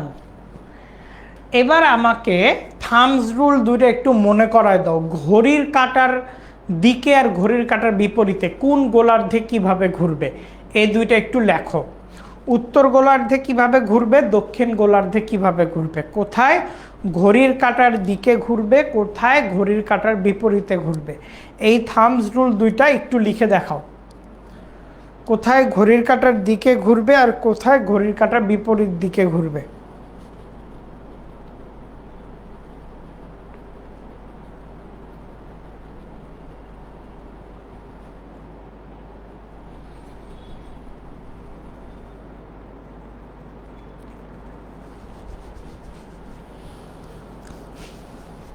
বলো কোথায় ঘড়ির কাঁটার দিকে ঘুরবে আর কোথায় ঘড়ির কাঁটার বিপরীতে ঘুরবে। কুইক। উত্তরে ঘড়ির কাঁটার দিকে আর দক্ষিণে, উত্তরে ঘড়ির কাঁটার দিকে, দক্ষিণে দক্ষিণে বিপরীতে। ওকে, তাহলে সবার মনে আছে, ভেরি গুড। চলো আমরা শুরু করি। দেখো আমরা আগের জ্ঞানগুলাই কাজে লাগাবো। হ্যাঁ, আগের জ্ঞানগুলাই কাজে লাগাবো। প্রথমত এই অ্যান্টার্কটিকা থেকে একটা স্রোত, এই যে আফ্রিকা থেকে পার হয়ে অ্যান্টার্কটিকা থেকে একটা স্রোত আসে। অবশ্যই অ্যান্টার্কটিকার দিকে থাকলে এই স্রোতটা একটা শীতল স্রোতে পরিণত হবে। এই স্রোতটার নাম হচ্ছে কুমেরু স্রোত। থামস রুল অনুযায়ী অস্ট্রেলিয়ার নিকটে এসে অস্ট্রেলিয়ান ভূভাগের কারণে এটি ঘড়ির কাঁটার বিপরীতে উত্তর দিকে, অস্ট্রেলিয়ার পশ্চিম কোল ঘেঁষে উত্তর দিকে যাত্রা শুরু করবে। অস্ট্রেলিয়ার পশ্চিম কোল ঘেঁষে উত্তর দিকে যাত্রা শুরু করবে। যেহেতু এটা পশ্চিম অস্ট্রেলিয়াতে, যার জন্য এই স্রোতটার নাম পশ্চিম অস্ট্রেলিয়া স্রোত। তার মানে আমরা কুমেরু স্রোত এবং পশ্চিম অস্ট্রেলিয়া স্রোত বুঝলাম। এই আটলান্টিকে উত্তরাংশ থেকে কুমেরু স্রোত উৎপত্তি হয়ে অস্ট্রেলিয়ার দক্ষিণ অংশে বাধা পেয়ে অস্ট্রেলিয়ার পশ্চিম অংশে বাধা পেয়ে উত্তর দিকে এই স্রোত যাত্রা শুরু করবে। যেহেতু অস্ট্রেলিয়ার পশ্চিম অংশে বাধা পেয়েছে, তার জন্য এটিকে আমরা পশ্চিম অস্ট্রেলিয়া স্রোত হিসেবে চিনে থাকি। এবং যখন এটি উত্তর দিকে যাত্রা শুরু করবে এবং 0 ডিগ্রির নিকটে আসবে, এটি তখন দক্ষিণ নিরক্ষীয় স্রোত নামে পরিণত হবে। এটার নাম তখন কি হবে? যেহেতু নিরক্ষরেখার দক্ষিণে, তখন এটার নাম হয়ে যাবে দক্ষিণ নিরক্ষীয় স্রোত। এই দক্ষিণ নিরক্ষীয় স্রোতটা পশ্চিম দিকে আফ্রিকা উপকূলে যাত্রা শুরু করতে ট্রাই করলো। এই দক্ষিণ নিরক্ষীয় স্রোতটা পশ্চিম দিকে আফ্রিকা উপকূলে যাত্রা শুরু করতে গিয়ে দেখলো সামনে একটা দ্বীপ মাদাগাস্কার। এই মাদাগাস্কার দ্বীপের কারণে, ভূভাগের বাধার কারণে এই স্রোতটা 2 ভাগে ভাগ হয়ে গেল। পূর্ব দিকের স্রোতটার নাম মাদাগাস্কার স্রোত, পশ্চিম দিকের স্রোতটার নাম মোজাম্বিক স্রোত। কেননা এই অংশটাতে একটা দেশ আছে, নামটা হইতেছে মোজাম্বিক। তাহলে দক্ষিণ নিরক্ষীয় স্রোত মাদাগাস্কারে বাধা পেয়ে 2 ভাগে বিভক্ত হয়ে গেল। এই পূর্ব দিকের স্রোতটার নাম মাদাগাস্কার স্রোত, পশ্চিম দিকের স্রোতটার নাম মোজাম্বিক স্রোত। যখন এই 2টা স্রোত মাদাগাস্কারকে অতিক্রম করে ফেলে আবার মিলিত হলো, তখন এটার নামে পরিণত হলো আগুলহাস স্রোতে। তখন এটার নাম পরিণত হলো আগুলহাস স্রোতে।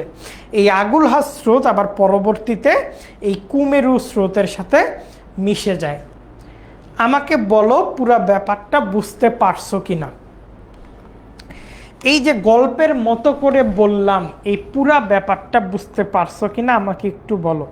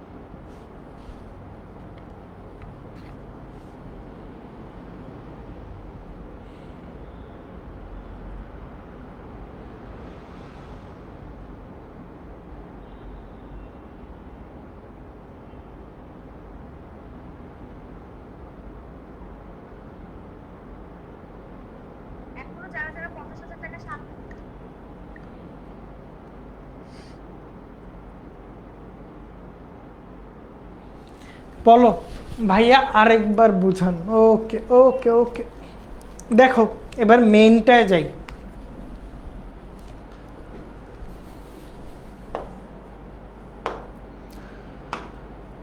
দেখো, এই অ্যান্টার্কটিকার উত্তর দিক থেকে, একটা স্রোত চলে গেছে। এইটাকে বলে কুমেরু স্রোত, যেহেতু কুমেরু বিন্দুর কাছ দিয়ে গেছে। এটাই করছে কি, ঘড়ির অস্ট্রেলিয়ার পশ্চিম দিকে বাধা পেয়ে ঘড়ির কাঁটার বিপরীতে পূর্ব দিকে যাত্রা শুরু করছে। যেহেতু এটা অস্ট্রেলিয়ার পশ্চিম পাশ দিয়ে গেছে, যার জন্য এটাকে পশ্চিম অস্ট্রেলীয় স্রোত হিসেবে নামকরণ করা হয়েছে। পূর্ব দিকে যাওয়ার পর এই স্রোতটা যখন নিরক্ষরেখার কাছে আসছে, এই স্রোতের নাম, যেহেতু নিরক্ষরেখার দক্ষিণে, এই স্রোতের নাম হয়েছে দক্ষিণ নিরক্ষীয় স্রোত। দক্ষিণ নিরক্ষীয় স্রোত যখন পশ্চিম দিকে এগোচ্ছে, এই দক্ষিণ নিরক্ষীয় স্রোত মাদাগাস্কারে বাধা পেয়ে দুই ভাগে বিভক্ত হয়। একটার নাম মাদাগাস্কার স্রোত, আরেকটার নাম মোজাম্বিক স্রোত। তাহলে দক্ষিণ নিরক্ষীয় স্রোত দুই ভাগে ভাগ হলো, মাদাগাস্কারের বাধা পেয়ে মাদাগাস্কার স্রোত আর মোজাম্বিক স্রোত। আর এই মোজাম্বিক আর মাদাগাস্কার স্রোতটা পরে আবার মিলিত হয়ে আগুলহা স্রোত নামে যাত্রা শুরু করে। এই আগুলহা স্রোত আবার কুমেরু স্রোতের সাথে মিলে যায়। এভাবে ঘড়ির কাঁটার বিপরীতে আমরা উত্তর ভারতীয় মহাসাগরীয় স্রোতের একটা যাত্রা দেখতে পারি। এরপর আমরা এই চিত্রেই আরেকটা দেখে ফেলি উত্তর ভারতীয় মহাসাগরীয় স্রোতকে। এই উত্তর ভারতীয় মহাসাগরীয় স্রোত কিছুই না, সোমালি স্রোত আর মৌসুমী স্রোত। আমরা এইখানে একটা দাঁড়াও, আচ্ছা যাই আরেকটা চিত্র আঁকাবো।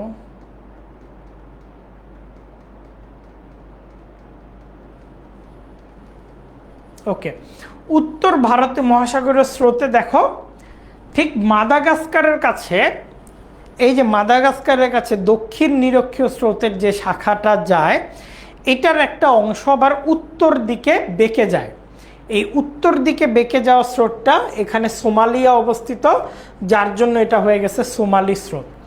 আর সবচেয়ে বড় কথা হচ্ছে আমাদের মৌসুমি বায়ুর মৌসুমি বায়ু প্রবাহের দিকে আমরা আগের ক্লাসে পড়ছি না, আমাদের মৌসুমি বায়ু প্রবাহ কেমন হয় ওইটা এখন আর বুঝাবো না। এই মৌসুমি বায়ু প্রবাহের সাথে আরেকটা স্রোত যায়, এইটাকে মৌসুমি স্রোত হিসেবে উল্লেখ করা হয়। এখন তোমরা, আমি জানি অনেকেই এখন বুঝতেছো, বা এরপর যখন আবার ক্লাস করবা, যখন আবার যদি ভিডিওটা রিপিট দেখো, তখনও সবাই বুঝবা, লিখতে গেলে পারবা না। এই যে রাতুল লিখছে, পরে মনে থাকবে কি না ভাইয়া সেই চিন্তা করতেছি। এইটার জন্য ফার্স্ট টু পাই ক্লাসটা শেষে একবার বইটা নিয়ে বসে পড়ে নিজের মতো করে একবার স্রোতগুলো আঁকাও। নিজের মতো করে আঁকায় তারপর বইয়ের সাথে মিলাও, যে তুমি যা বুঝে স্রোতগুলো আঁকাইছো এই স্রোতগুলা বইয়ের সাথে মিলে কি না। বইয়ের সাথে যদি মিলে তাহলে তো কংগ্রাচুলেশনস, বইয়ের সাথে যদি না মিলে তাহলে তোমাকে বুঝতে হবে কোথায় কোথায় মিলছে না, এবং ওই জায়গাগুলো আবার রিড্র করতে হবে। বুঝতে পারছো? ওই জায়গাগুলো আবার রিড্র করতে হবে। তো এই হচ্ছে আমাদের উত্তর ভারতীয় মহাসাগরীয় স্রোত।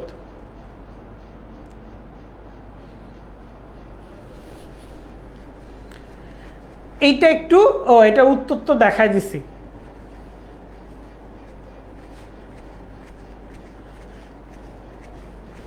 এটা বাদ দাও।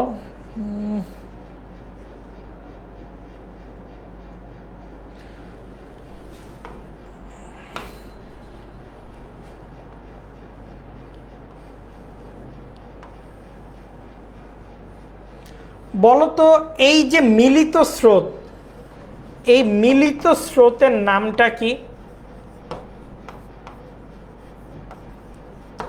এই মিলিত স্রোতের নামটা কি একটু বলো। এরপর আমরা জোয়ার ভাটাটা একটু বুঝবো, জোয়ার ভাটাটা একটু বুঝে ক্লাস আমরা শেষ করব।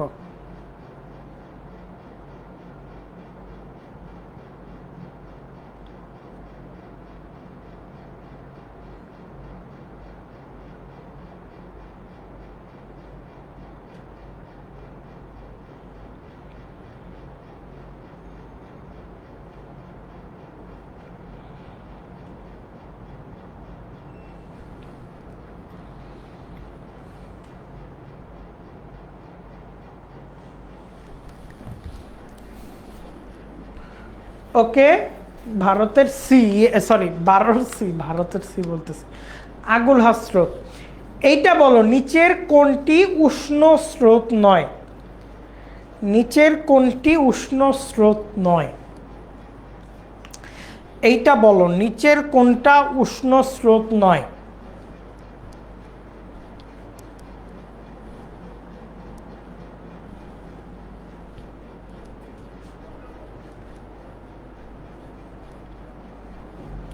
নিচের কোনটি উষ্ণ স্রোত নয়?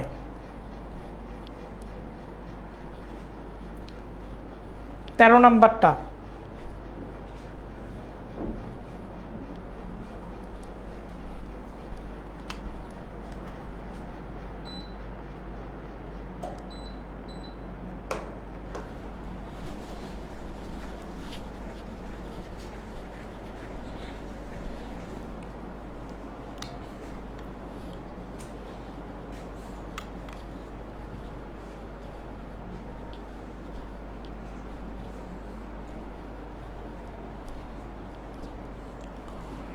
ওকে, 13 ডি কুমেরু স্রোত।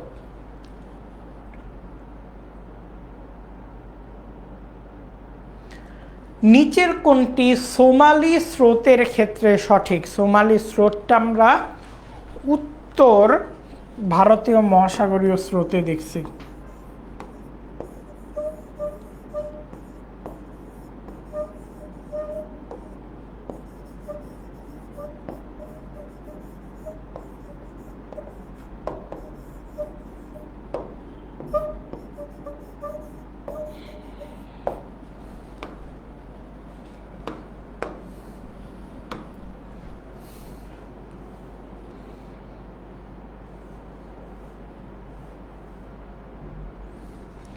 তাহলে সঠিক উত্তরটা কি হবে? সঠিক উত্তরটা হবে হচ্ছে তিনটাই। দক্ষিণ নিরক্ষীয় স্রোতের একটা শাখা, উষ্ণ স্রোত, এবং এটা নিরক্ষরেখার দ্বারা প্রভাবিত, তাই না? ওকে, তাহলে চলো এখন আমরা জোয়ার ভাটাতে চলে যাই।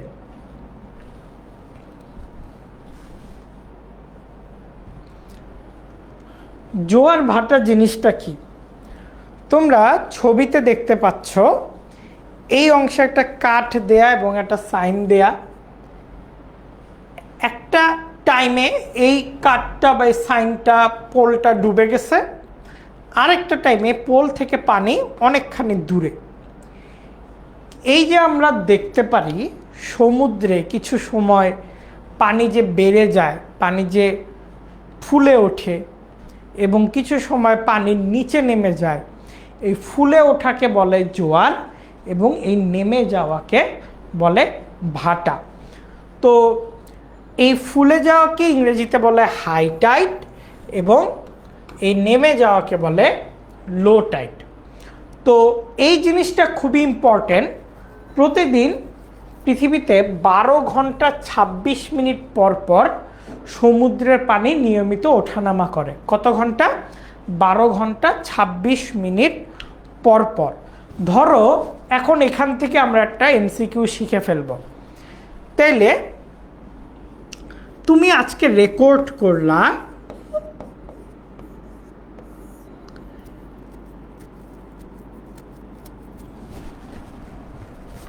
আজকে ধরো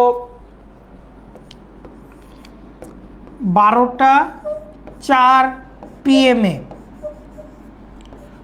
জোয়ার হইছে।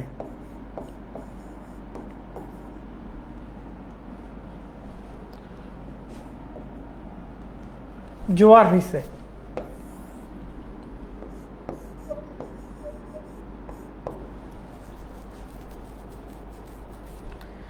Next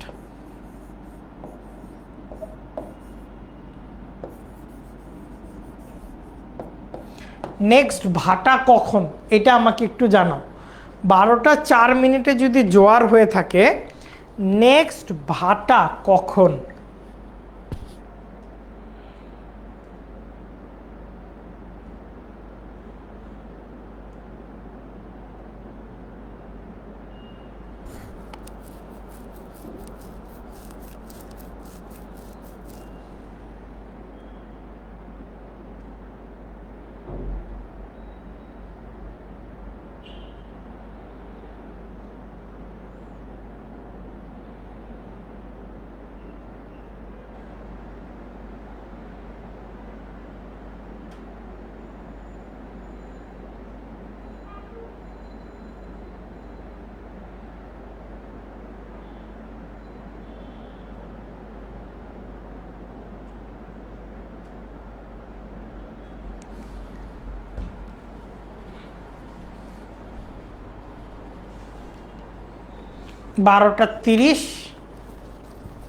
AM very good. তাহলে 12:30 AM, তাই না? রাত 12:30, কেননা 12 ঘন্টা 26 মিনিট পর জোয়ার হবে, তাইলে ভাটা হবে। তাইলে যদি 12 ঘন্টা 26 মিনিট পর ভাটা হয়, নেক্সট জোয়ার কখন আমাকে বলো তো? নেক্সট জোয়ার কখন?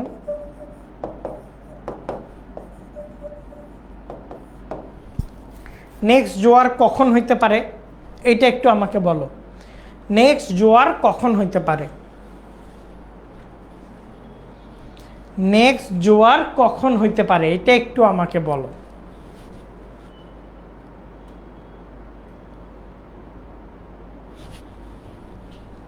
তাহলে নেক্সট জোয়ার কতক্ষণ পর হবে দেখি, এটা কার কার মাথায় বুদ্ধিটা খেলে।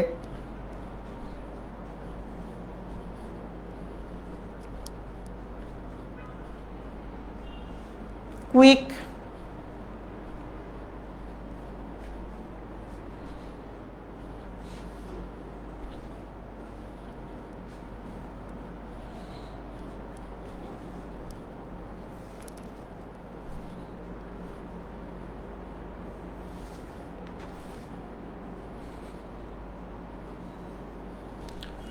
না 12:34, না 12:56, very good. 12:56, very good very good. কিভাবে করলো দেখো, 12 ঘন্টা 26 মিনিট পর যদি ভাটা আসে, এর সাথে আরো 12 ঘন্টা 26 মিনিট যোগ করো, কত হয়? 24 ঘন্টা 52 মিনিট।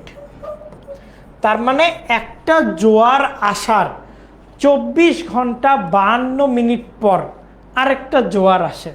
তা আজকে যদি 12:04 একটা জোয়ার দেখা যায়, এর 24 ঘন্টা 52 মিনিট পর হয় 12:56। তাহলে পরের দিন 12:56 মিনিটে আমরা আবার একটা জোয়ার দেখতে পারবো। আই গেস এই জোয়ার ভাটা সংক্রান্ত এই সময় নিয়ে কোনো এমসিকিউ আসলে তোমরা আটকাবা না। এই সময় সংক্রান্ত এমসিকিউগুলা তোমরা পেয়ে যাবা। তো জোয়ার ভাটার ক্ষেত্রে আমরা মূলত দুইটা কারণ দেখে থাকি। একটা কারণ হচ্ছে মহাকর্ষের প্রভাব,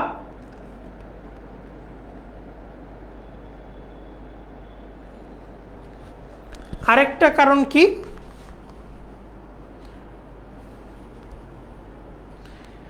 আরেকটা কারণ কি? একটা তো মহাকর্ষের প্রভাব, আরেকটা হচ্ছে জ্যোতিষ্কগুলোর দূরত্ব।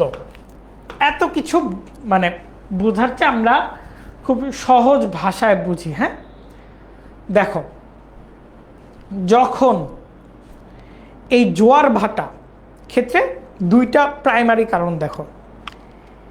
এই পুরো ইউনিভার্সে, সৌরজগতে যে সবচেয়ে বেশি বড়, তার আকর্ষণ করার শক্তি বেশি। যে সবচেয়ে বেশি বড় তার আকর্ষণ করার শক্তি বেশি। যে ছোট তার আকর্ষণ করার শক্তি কম।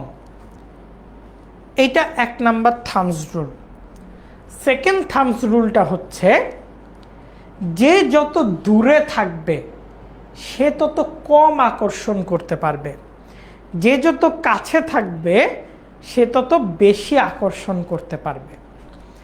এখন প্রথম সূত্র অনুযায়ী আমরা দেখতে পারি সূর্য আর চাঁদ এই দুইটা পৃথিবীর কাছাকাছি অবস্থিত দুইটা এই দুইটা বস্তু, মহাজাগতিক বস্তু। সূর্য এত বড়, সূর্যের আকর্ষণ শক্তি বেশি হওয়ার কথা ছিল, কিন্তু জোয়ার ভাটার ক্ষেত্রে মূল আকর্ষণ শক্তি হিসেবে কাজ করে চাঁদের আকর্ষণ শক্তি। কেননা সূর্য পৃথিবী থেকে এত দূরে, সূর্যের আকর্ষণ শক্তি জোয়ার ভাটার ক্ষেত্রে ওইভাবে কাজ করতে পারে না যতটা চাঁদের আকর্ষণ শক্তি কাজ করতে পারে। যার জন্য পৃথিবীর আকর্ষণের ক্ষেত্রে সূর্য এবং চাঁদের আকর্ষণের অনুপাত হচ্ছে 11:5। অর্থাৎ চাঁদ যদি 11 শক্তি দিয়ে পৃথিবীকে আকর্ষণ করে, সূর্য সেটা বা 5 মানে শক্তি দিয়ে আকর্ষণ করতে পারবে। চাঁদের পাওয়ারটা এত বেশি, 11 গুণ বেশি শক্তিতে পৃথিবীর যে পানি আছে এটাকে আকর্ষণ করতে পারে। এটা গেল একটা। আরেকটা হচ্ছে পৃথিবীতে এরকম করে ঘুরতেছে। যখন আমরা ক্রিকেট খেলি, একটা ক্রিকেট বল যদি ড্রেনে পড়ে যায়, এই ক্রিকেট বলটা যদি আমরা এভাবে ঘুরাই, দেখবে এটার চারদিক থেকে পানি এরকম গোল হয়ে বের হয়। তো পৃথিবীটাও তো পশ্চিম থেকে পূর্বে এরকম করে ঘুরতেছে। তো পৃথিবীতে একটা শক্তি আছে, এটাকে বলে কেন্দ্রাতিক শক্তি। এই শক্তিটা পৃথিবীর যে বায়ুমণ্ডল রয়েছে, এই বাড়ি বা পানিটাকে বাইরের দিকে ফেলে দিতে চেষ্টা করে, কিন্তু পৃথিবীর অভিকর্ষ শক্তি পানিটাকে ধরে রাখে। এই যে বাইরের দিকে চলে যাওয়ার চেষ্টা, এইটাও জোয়ার হওয়ার অন্যতম একটা কারণ। এই ছিল জোয়ার ভাটা হওয়ার মূল কারণ। এরপর আমরা আরেকটা জিনিস একটু শিখব, মুখ্য জোয়ার, গৌণ জোয়ার, ভরা কটাল, মরা কটাল। এইটা একটু খেয়াল করো। ধরো এইটা চাঁদ, তাই না? চাঁদ। এখন এই জায়গাটায় মুখ্য জোয়ার হবে, এই জায়গাটায় গৌণ জোয়ার হবে। এখন এই অংশে তো পানি বেশি ফোলার কথা, কেননা চাঁদ এই অংশে আকর্ষণ করতেছে। এই অংশে পানি আবার কিভাবে ফুলে ওঠে এটা একটু আমরা খেয়াল করি। ধরো এই অংশে সূর্য নাই, সূর্য ধরো এই দিকে, তবুও এই অংশে আমরা পানিকে ফুলে উঠতে দেখব।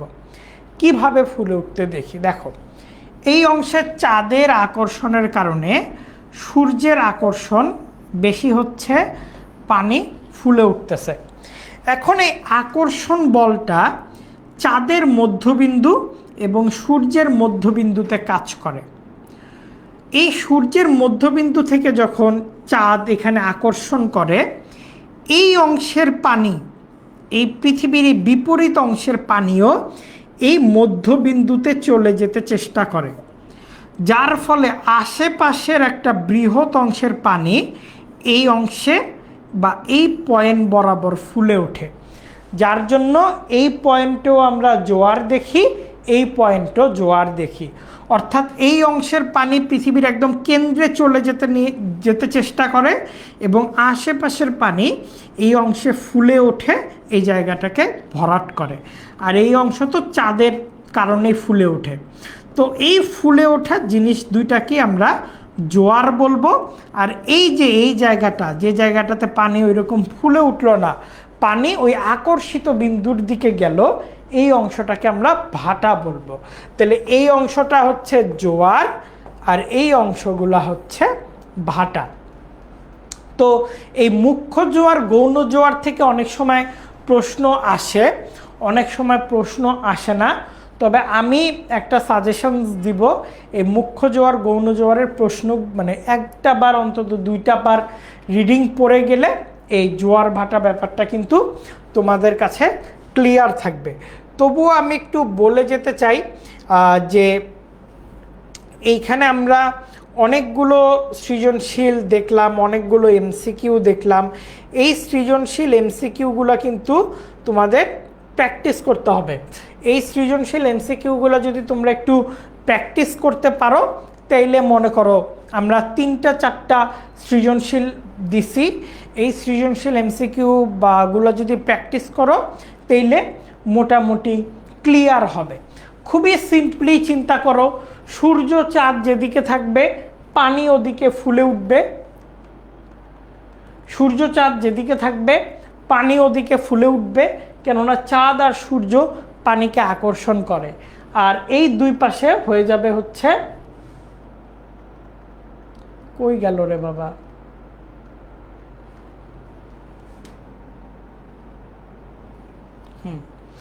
আর এই দুই পাশে কি হবে, এই দুই পাশে ভাটার তৈরি হবে।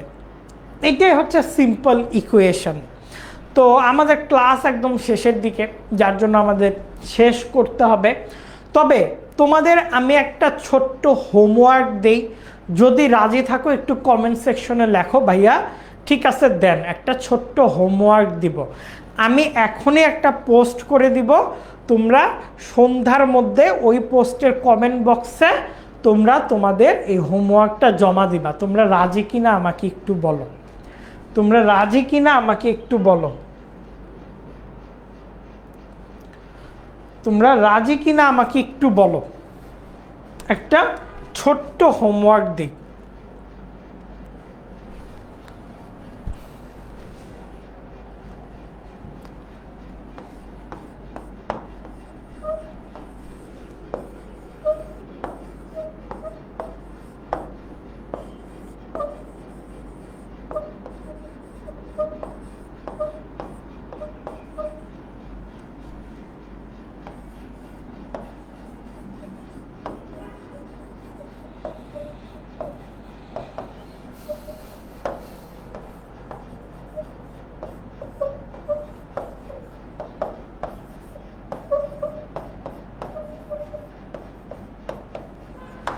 দেখো, ভারত আর আটলান্টিক মহাসাগরীয় স্রোতের দুইটা ম্যাপ আঁকবা। আমি একটা পোস্ট করে দিব এখনই, একটু পরেই। সেই পোস্টটা করে দেওয়ার পর তোমরা সন্ধ্যার মধ্যে কমেন্ট বক্সে এই ভারত আর আটলান্টিক মহাসাগরীয় স্রোতের দুইটা ম্যাপের দুইটা ছবি, একটা না, দুইটা ম্যাপের দুইটা ছবি তোমরা ওই কমেন্টের পোস্টের কমেন্ট বক্সে দিয়ে দিবা। ওকে, এই পোস্টের কমেন্ট বক্সে দিয়ে দিলে আমি তোমাদের সেখান থেকে ফিডব্যাক দিব, সেই ফিডব্যাকের আদলে তোমরা চেঞ্জ করে নিবা। হ্যাঁ, সেই ফিডব্যাকের আদলে চেঞ্জ করে নিবা, আমার ফিডব্যাকটার আদলে তোমরা কিন্তু চেঞ্জ করে নিতে পারবা। ওকে সবাই,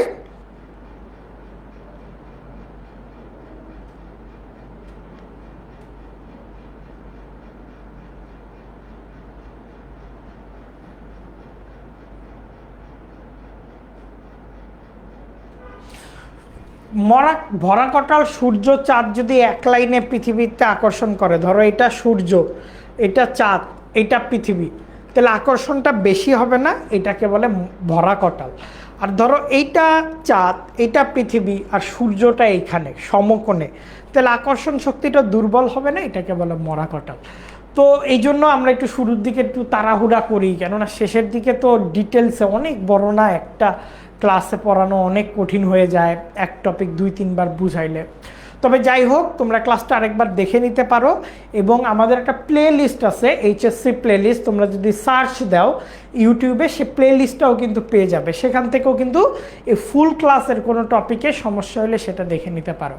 তো আজকে এই পর্যন্তই থাক। তোমরা এই পোস্টের কমেন্ট বক্সে দুইটা ম্যাপের ছবি দিয়ে দিবা এবং আমি তোমাদেরকে ওখান থেকে ফিডব্যাক দিব। তো আজ এই পর্যন্তই, দেখা হবে পরবর্তী কোনো ক্লাসে। সে পর্যন্ত সকলেই ভালো থেকো। আমি আল রাব্বি সিমেন্স বিদায় নিচ্ছি এখানেই। আসসালামু আলাইকুম। Never stop learning.